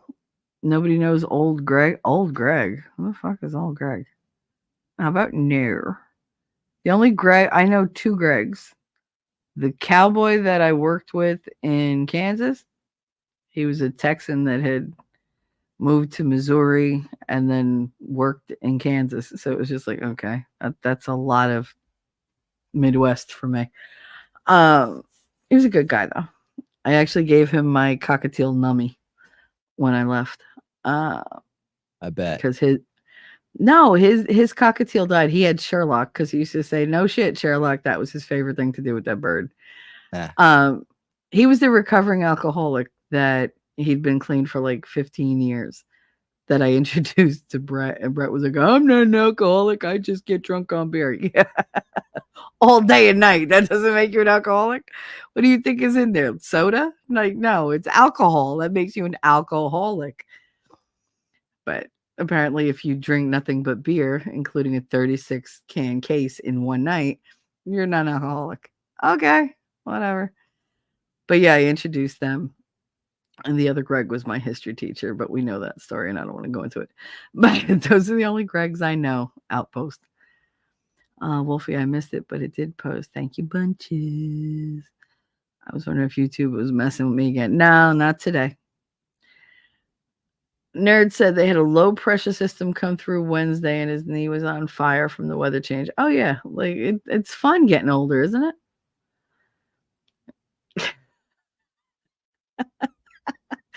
Goddess Rose said, she said, it's tight winning. You need to move it, move it. You need to move it, move it. God. Y'all are you're in a fine state today. It's a YouTube video, Shelly. Well, whatever. It's old internet. Shell, I remember watching that shit in middle school. Yeah, no, I was busy raising children. Shelly needs to move around or she's going to get stuck. No, I stood up and I moved around a little bit, so I'm good. I had to stretch my back. I did. Old internet meme video. What, like Vines and shit? My son mentioned Vines the other day and I was like, what? Because I forgot that they ever existed. Wow, an internet joke sends her off on story time. Everything sends me on story time. What are you, new to the party? Ellie Fun. I didn't realize that Shelly is a shorty. I'm 5'3". Okay. I'm 5'3" on a very good day. Like I have to stand really straight to be 5'3". I used to be 5'4". I don't know where that inch went. Fucking oh, you have disc degeneration. I don't give a fuck. Give me back. I want my inch back. 5'4" is a whole different world. 5'3". I can't reach anything, guys. It's terrible. I stab boxes on the top shelf to get them down. Or I'll get a spatula and put the spatula under them and try to like edge them out and try to catch them. And my son stands there laughing. He's just like, ha, ha, ha. Yeah, all right, fuck you. You could have easily been my height. I wouldn't go there if I were you. Even Katie is taller than I am. That sucks. Especially when I have to pick her up. You know how hard it is when you're this like short and you have to pick up somebody that's longer and heavier than you, and you're just like, oh my God. I don't have it anymore. I can't do it. Dee Dee said, are you taller than me? I'm 5'1.5". Ah, you're a little one. Listen, my best friend in grammar school was 4'11". And she was the tallest one in her family. So, meh, out of the girls. The boys were pretty tall, but in an Italian house, tall is like 5'6", 5'7". My uncle is over 6 feet. He was like, they just looked at him like he was the Jolly Green Giant. My grandma was like, yeah, I ate a lot of vegetables with that one. You couldn't have eaten the vegetables when you're pregnant with my mother. She came out short and stupid. She's as stonad as they come. They're 3-inch heels, but I understand the misunderstanding since we've been lied to about length forever. No, I'm talking about actual like 6-inch heels with the big platform in the front. So that you got like 3 inches in the front and then you got like the 3 inches in the back and the 3-inch heel. So that's 6 inches in the back. Like those were hard to fucking, or like 4 inches sometimes. Those were hard to walk in, but they were great for steering. That's all they're meant for. They're just meant to make the legs look really, really pretty. And then once you're on your back, he gets to just hold on to the heels and just maneuver you all over the fucking place. It's fantastic. I love them. Every woman should have a pair of fuck me heels in their closet. Everybody. Never ever pass that by. Those come, they could, in the blink of an eye, change the whole mood of a night. You just walk across the friggin' room in those heels. In the heels and a towel. They're done. That's it. There's no more arguing. There's nothing where it's just fun time. That's it. Third City has to get back to the grindstone. We all know what that means.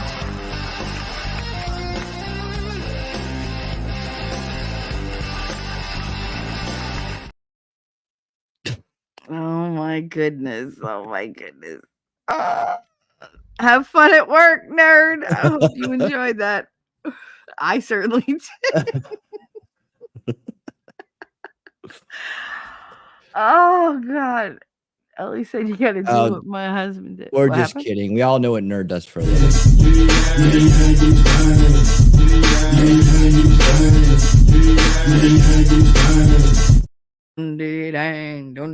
Dances like no one's watching. He does. I love that clip. This is my favorite ever.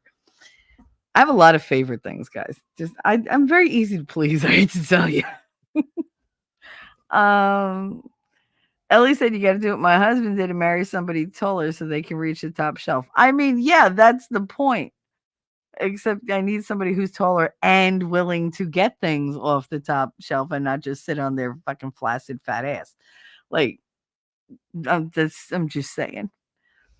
But yeah, I told you I dated one guy that was my height, and I told him, if you can move me, right here, we'll do it right here. He could not move me. Like, how can you protect me? You can't reach anything higher than I can reach. What use are you to me? No.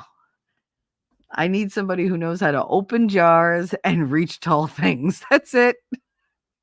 And pull me back by my hair when my mouth is about to get me into trouble. That's it. You don't have to be like Superman or whatever. Just know how to control my fucking crazy ass. And you're good. You're good. Do the things I can't. I'll do the cooking. I'll do whatever. You fucking, You discipline. You fucking wash the cars. You fucking make sure that there's a gun in the house. You make sure that, that we're protected and everything. That's what I need. Like, that's all I need. Well, not all I need, but those are the main things. But yes, getting things off the top shelf, that is a huge fucking bonus. Huge bonus. Because if you're my height, no. I don't want there to be a debate about who's spooning who. God damn it, I'm the little spoon. If you're sick, you get to be the little spoon. But otherwise, I'm the little spoon. Because if I'm the big spoon, well, the wiggle doesn't work. Like, it doesn't have the same effect. Then they're just like, would you go to sleep? It's like, oh. If I was the little spoon, you wouldn't be telling me to go to sleep. You'd be like, wiggle more. See, I'm very squirrely today. I'm all over the place. But I'm in a good mood, so fuck it. What your husband did. Oh boy, a short stack. Yeah, she always says that he's short. He's short, but he's got a lot of heart. A lot of heart and a lot of backbone. He tricked me. Jacob, recovering alcoholic, aka quitter. And yeah, he was a quitter in many fucking things. Unfortunately, alcohol was the one thing he stuck to. Alpo said, I love these streams. I'm glad.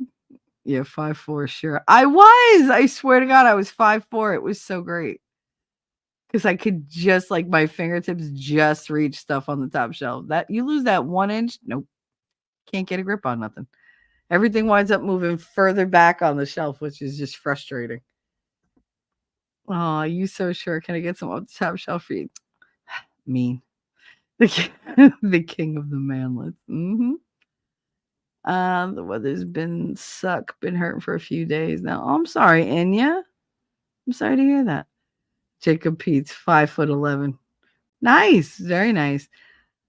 Christine is 6 feet tall. My best friend Christine from college, the trooper, 6 feet tall. You want to talk about scary? Lord.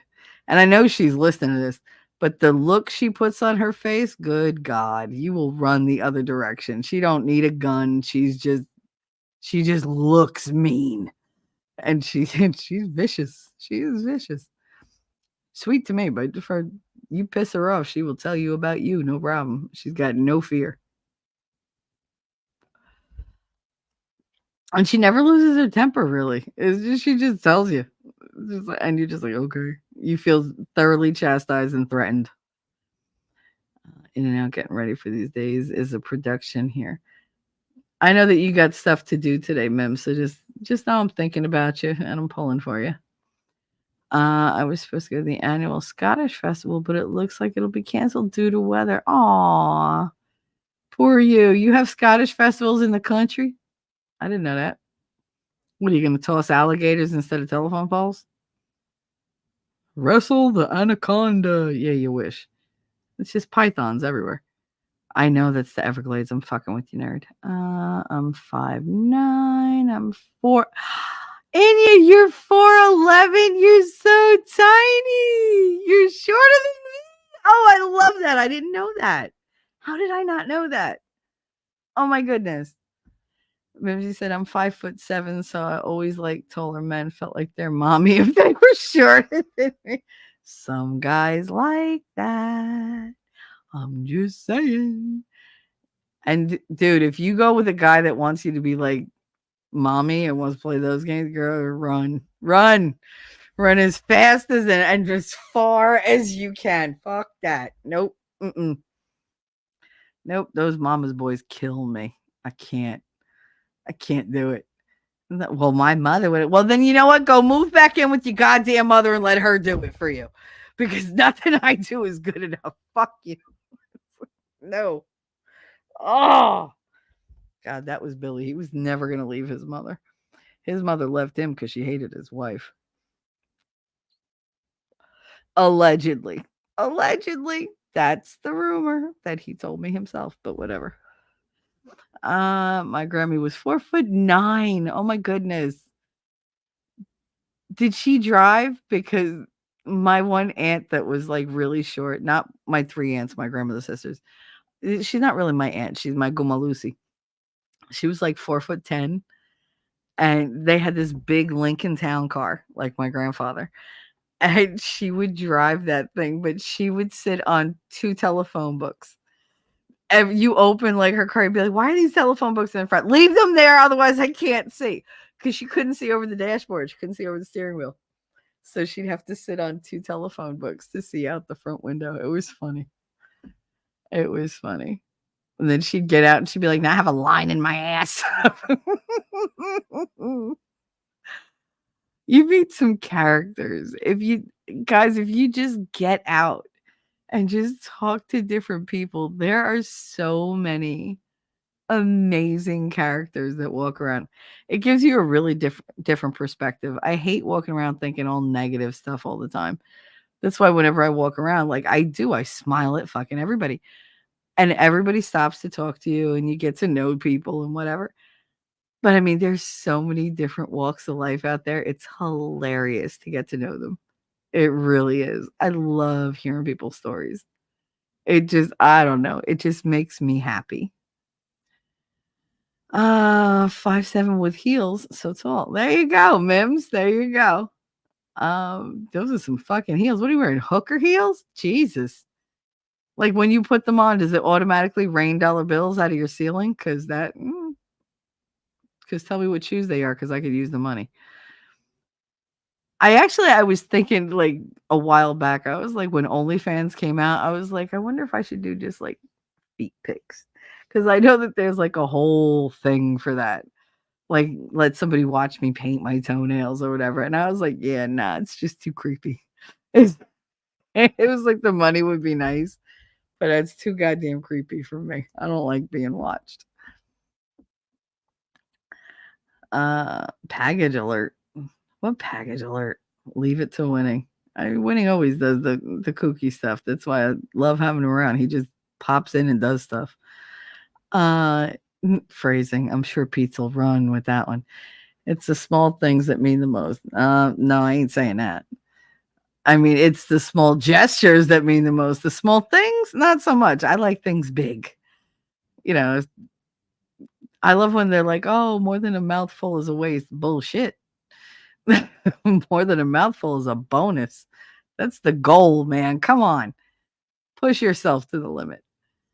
Or you do what I do. I'm never going to be the biggest man in the room, so I make sure I'm the best shot.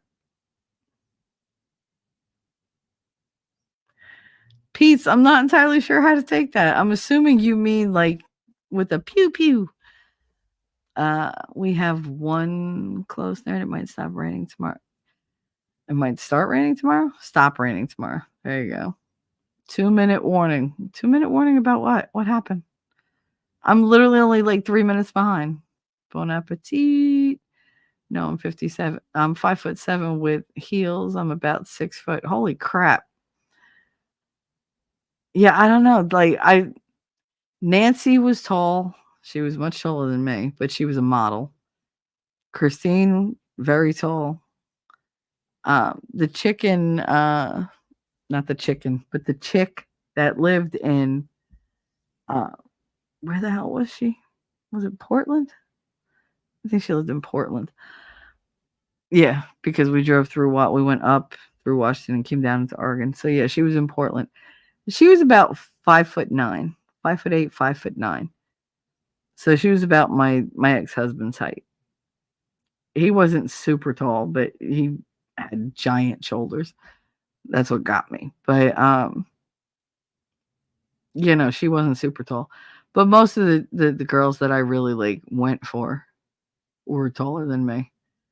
If they're smaller than me, it's a whole power dynamic in bed, and I don't like it. It's like, but I don't know. For some reason, when they're taller than me, I like when they're a little bit more dominant. But I don't know. I always wind up with these frilly chicks. It's weird.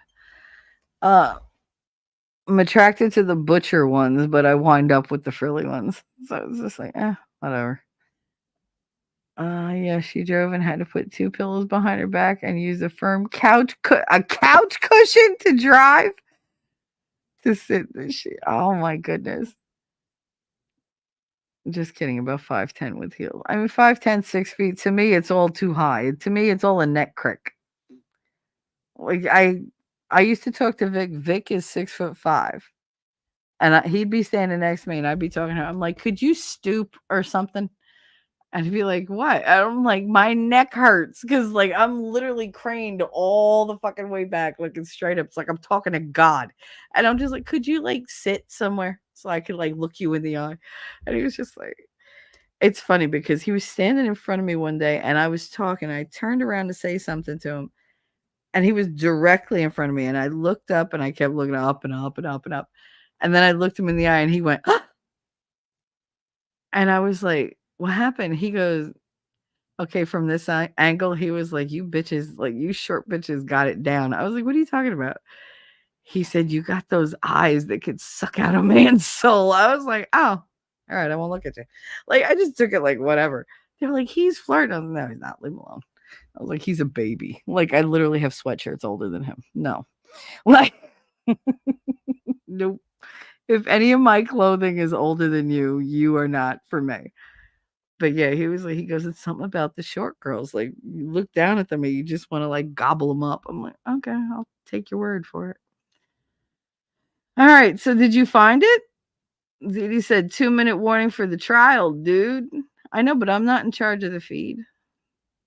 I Well, feel I mean, in charge of you the never feed. are we gonna watch it or what? Because I don't know, like if like they may claim the trial, like you may get a claim on it. Mm-hmm. I don't know I which mean, we could one always to watch it on use. Rumble I could do that. if you want to do that. We could start it, start on here, and I'll just keep an eye on the stream health because right now Oh, it's wait. green and excellent. I know. See, Sky. I think Sky will nail you too.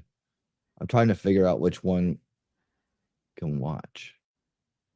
I mean, there's Sky. This CNBC TV 18-1. It all seems like it's yesterday because Terrence is still in the stands on all these. I'm Mm. looking at Washington Post.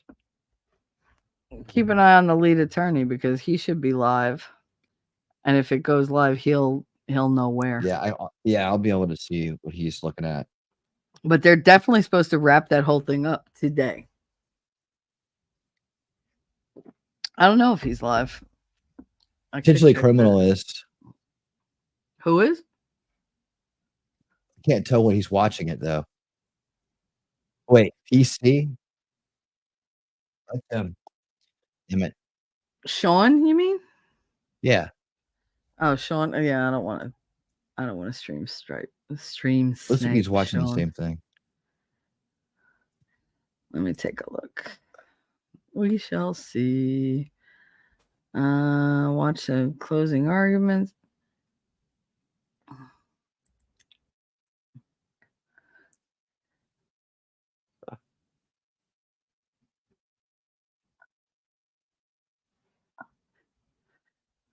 I don't know. I have no idea what's being shown or whatever. It doesn't really matter. It wasn't in the books for today. So, Yeah. I mean, if we don't do it, it doesn't really bother me.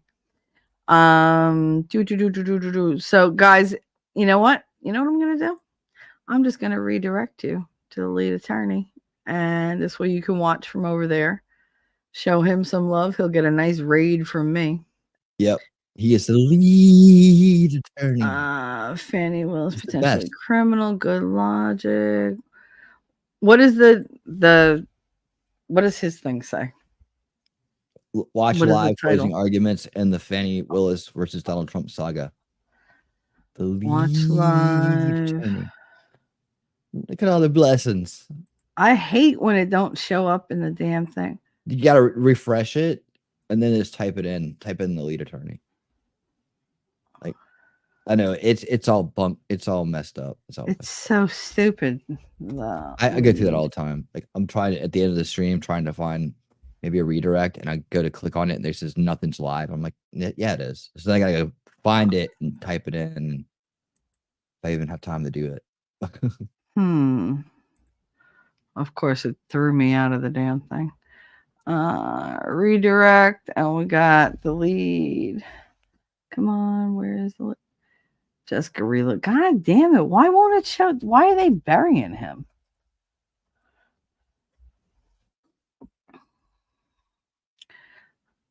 Yeah, no, for some reason I'm not. Oh, here we go. Finally. Oh, good. All right. So I found his.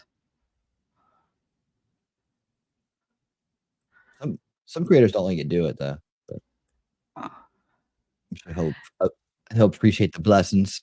Yeah, but it's not lighting up, so maybe he doesn't have it set up for that. It might be. Might not. Oh, that's messed up, man. That redirects happen. I know. But here, I got the link. Well, yeah, you put the link in there, and I'll also just tell him, yeah, I'm coming from talking trash and truth and winning reality.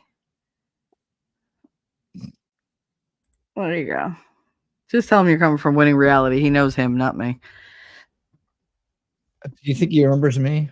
I don't think he's even seen any of the stuff that he's in. It's fine.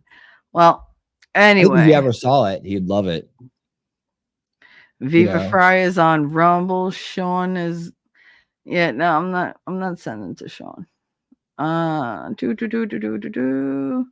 These are the ones streaming it. Potentially criminal. Good logic.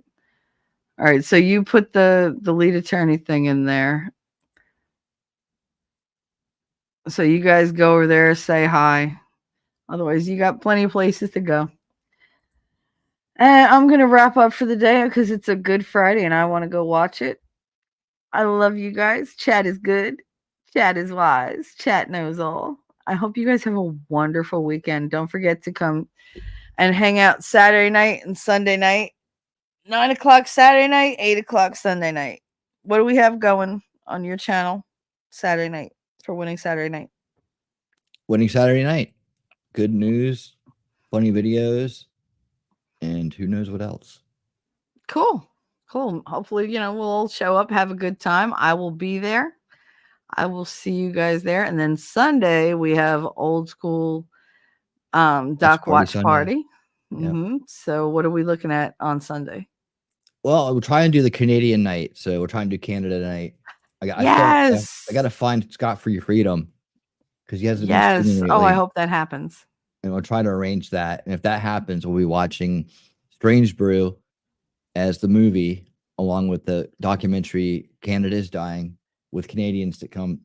That should be fun. Give us a little bit deeper insight into it. And I'll also be doing a special presentation of Viva Fry's Permanent Vacation. So awesome. I love that. I think it's great. All right. So you heard it here, folks. I will see you in Winnings chat 9 o'clock Saturday night and 8 o'clock. I will see you for the watch party on Sunday. Until then, everybody be good. You want to do your outro? Keep on winning, everybody. All righty. You gonna do your thing? What thing? Your goodbye. You want me to play? I'm playing your outro first. This is a friendship that'll never ever end.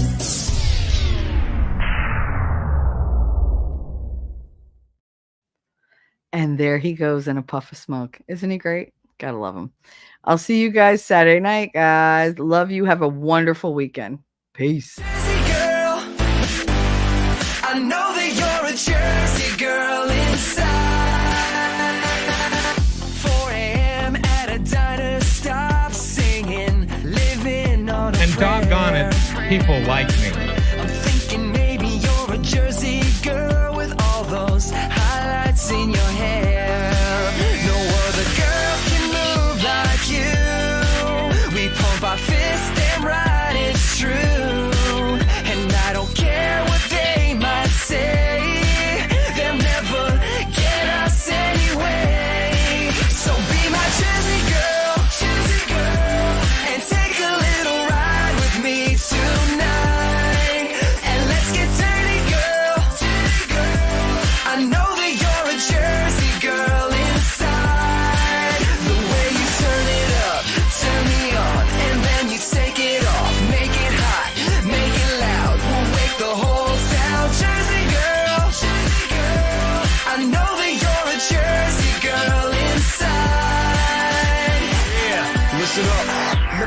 met a girl from Jersey. She was looking so fine with her hips so curvy. I wanna over down to Seaside Heights and a boardwalk fight at the end of the night. Hey, hold up, got a situation, got condensation from the girl's gyration. She's hot like the girl next door with a tig gold bitties that I can't ignore. Who the fuck starts a conversation like that? I just sat down. I'd be a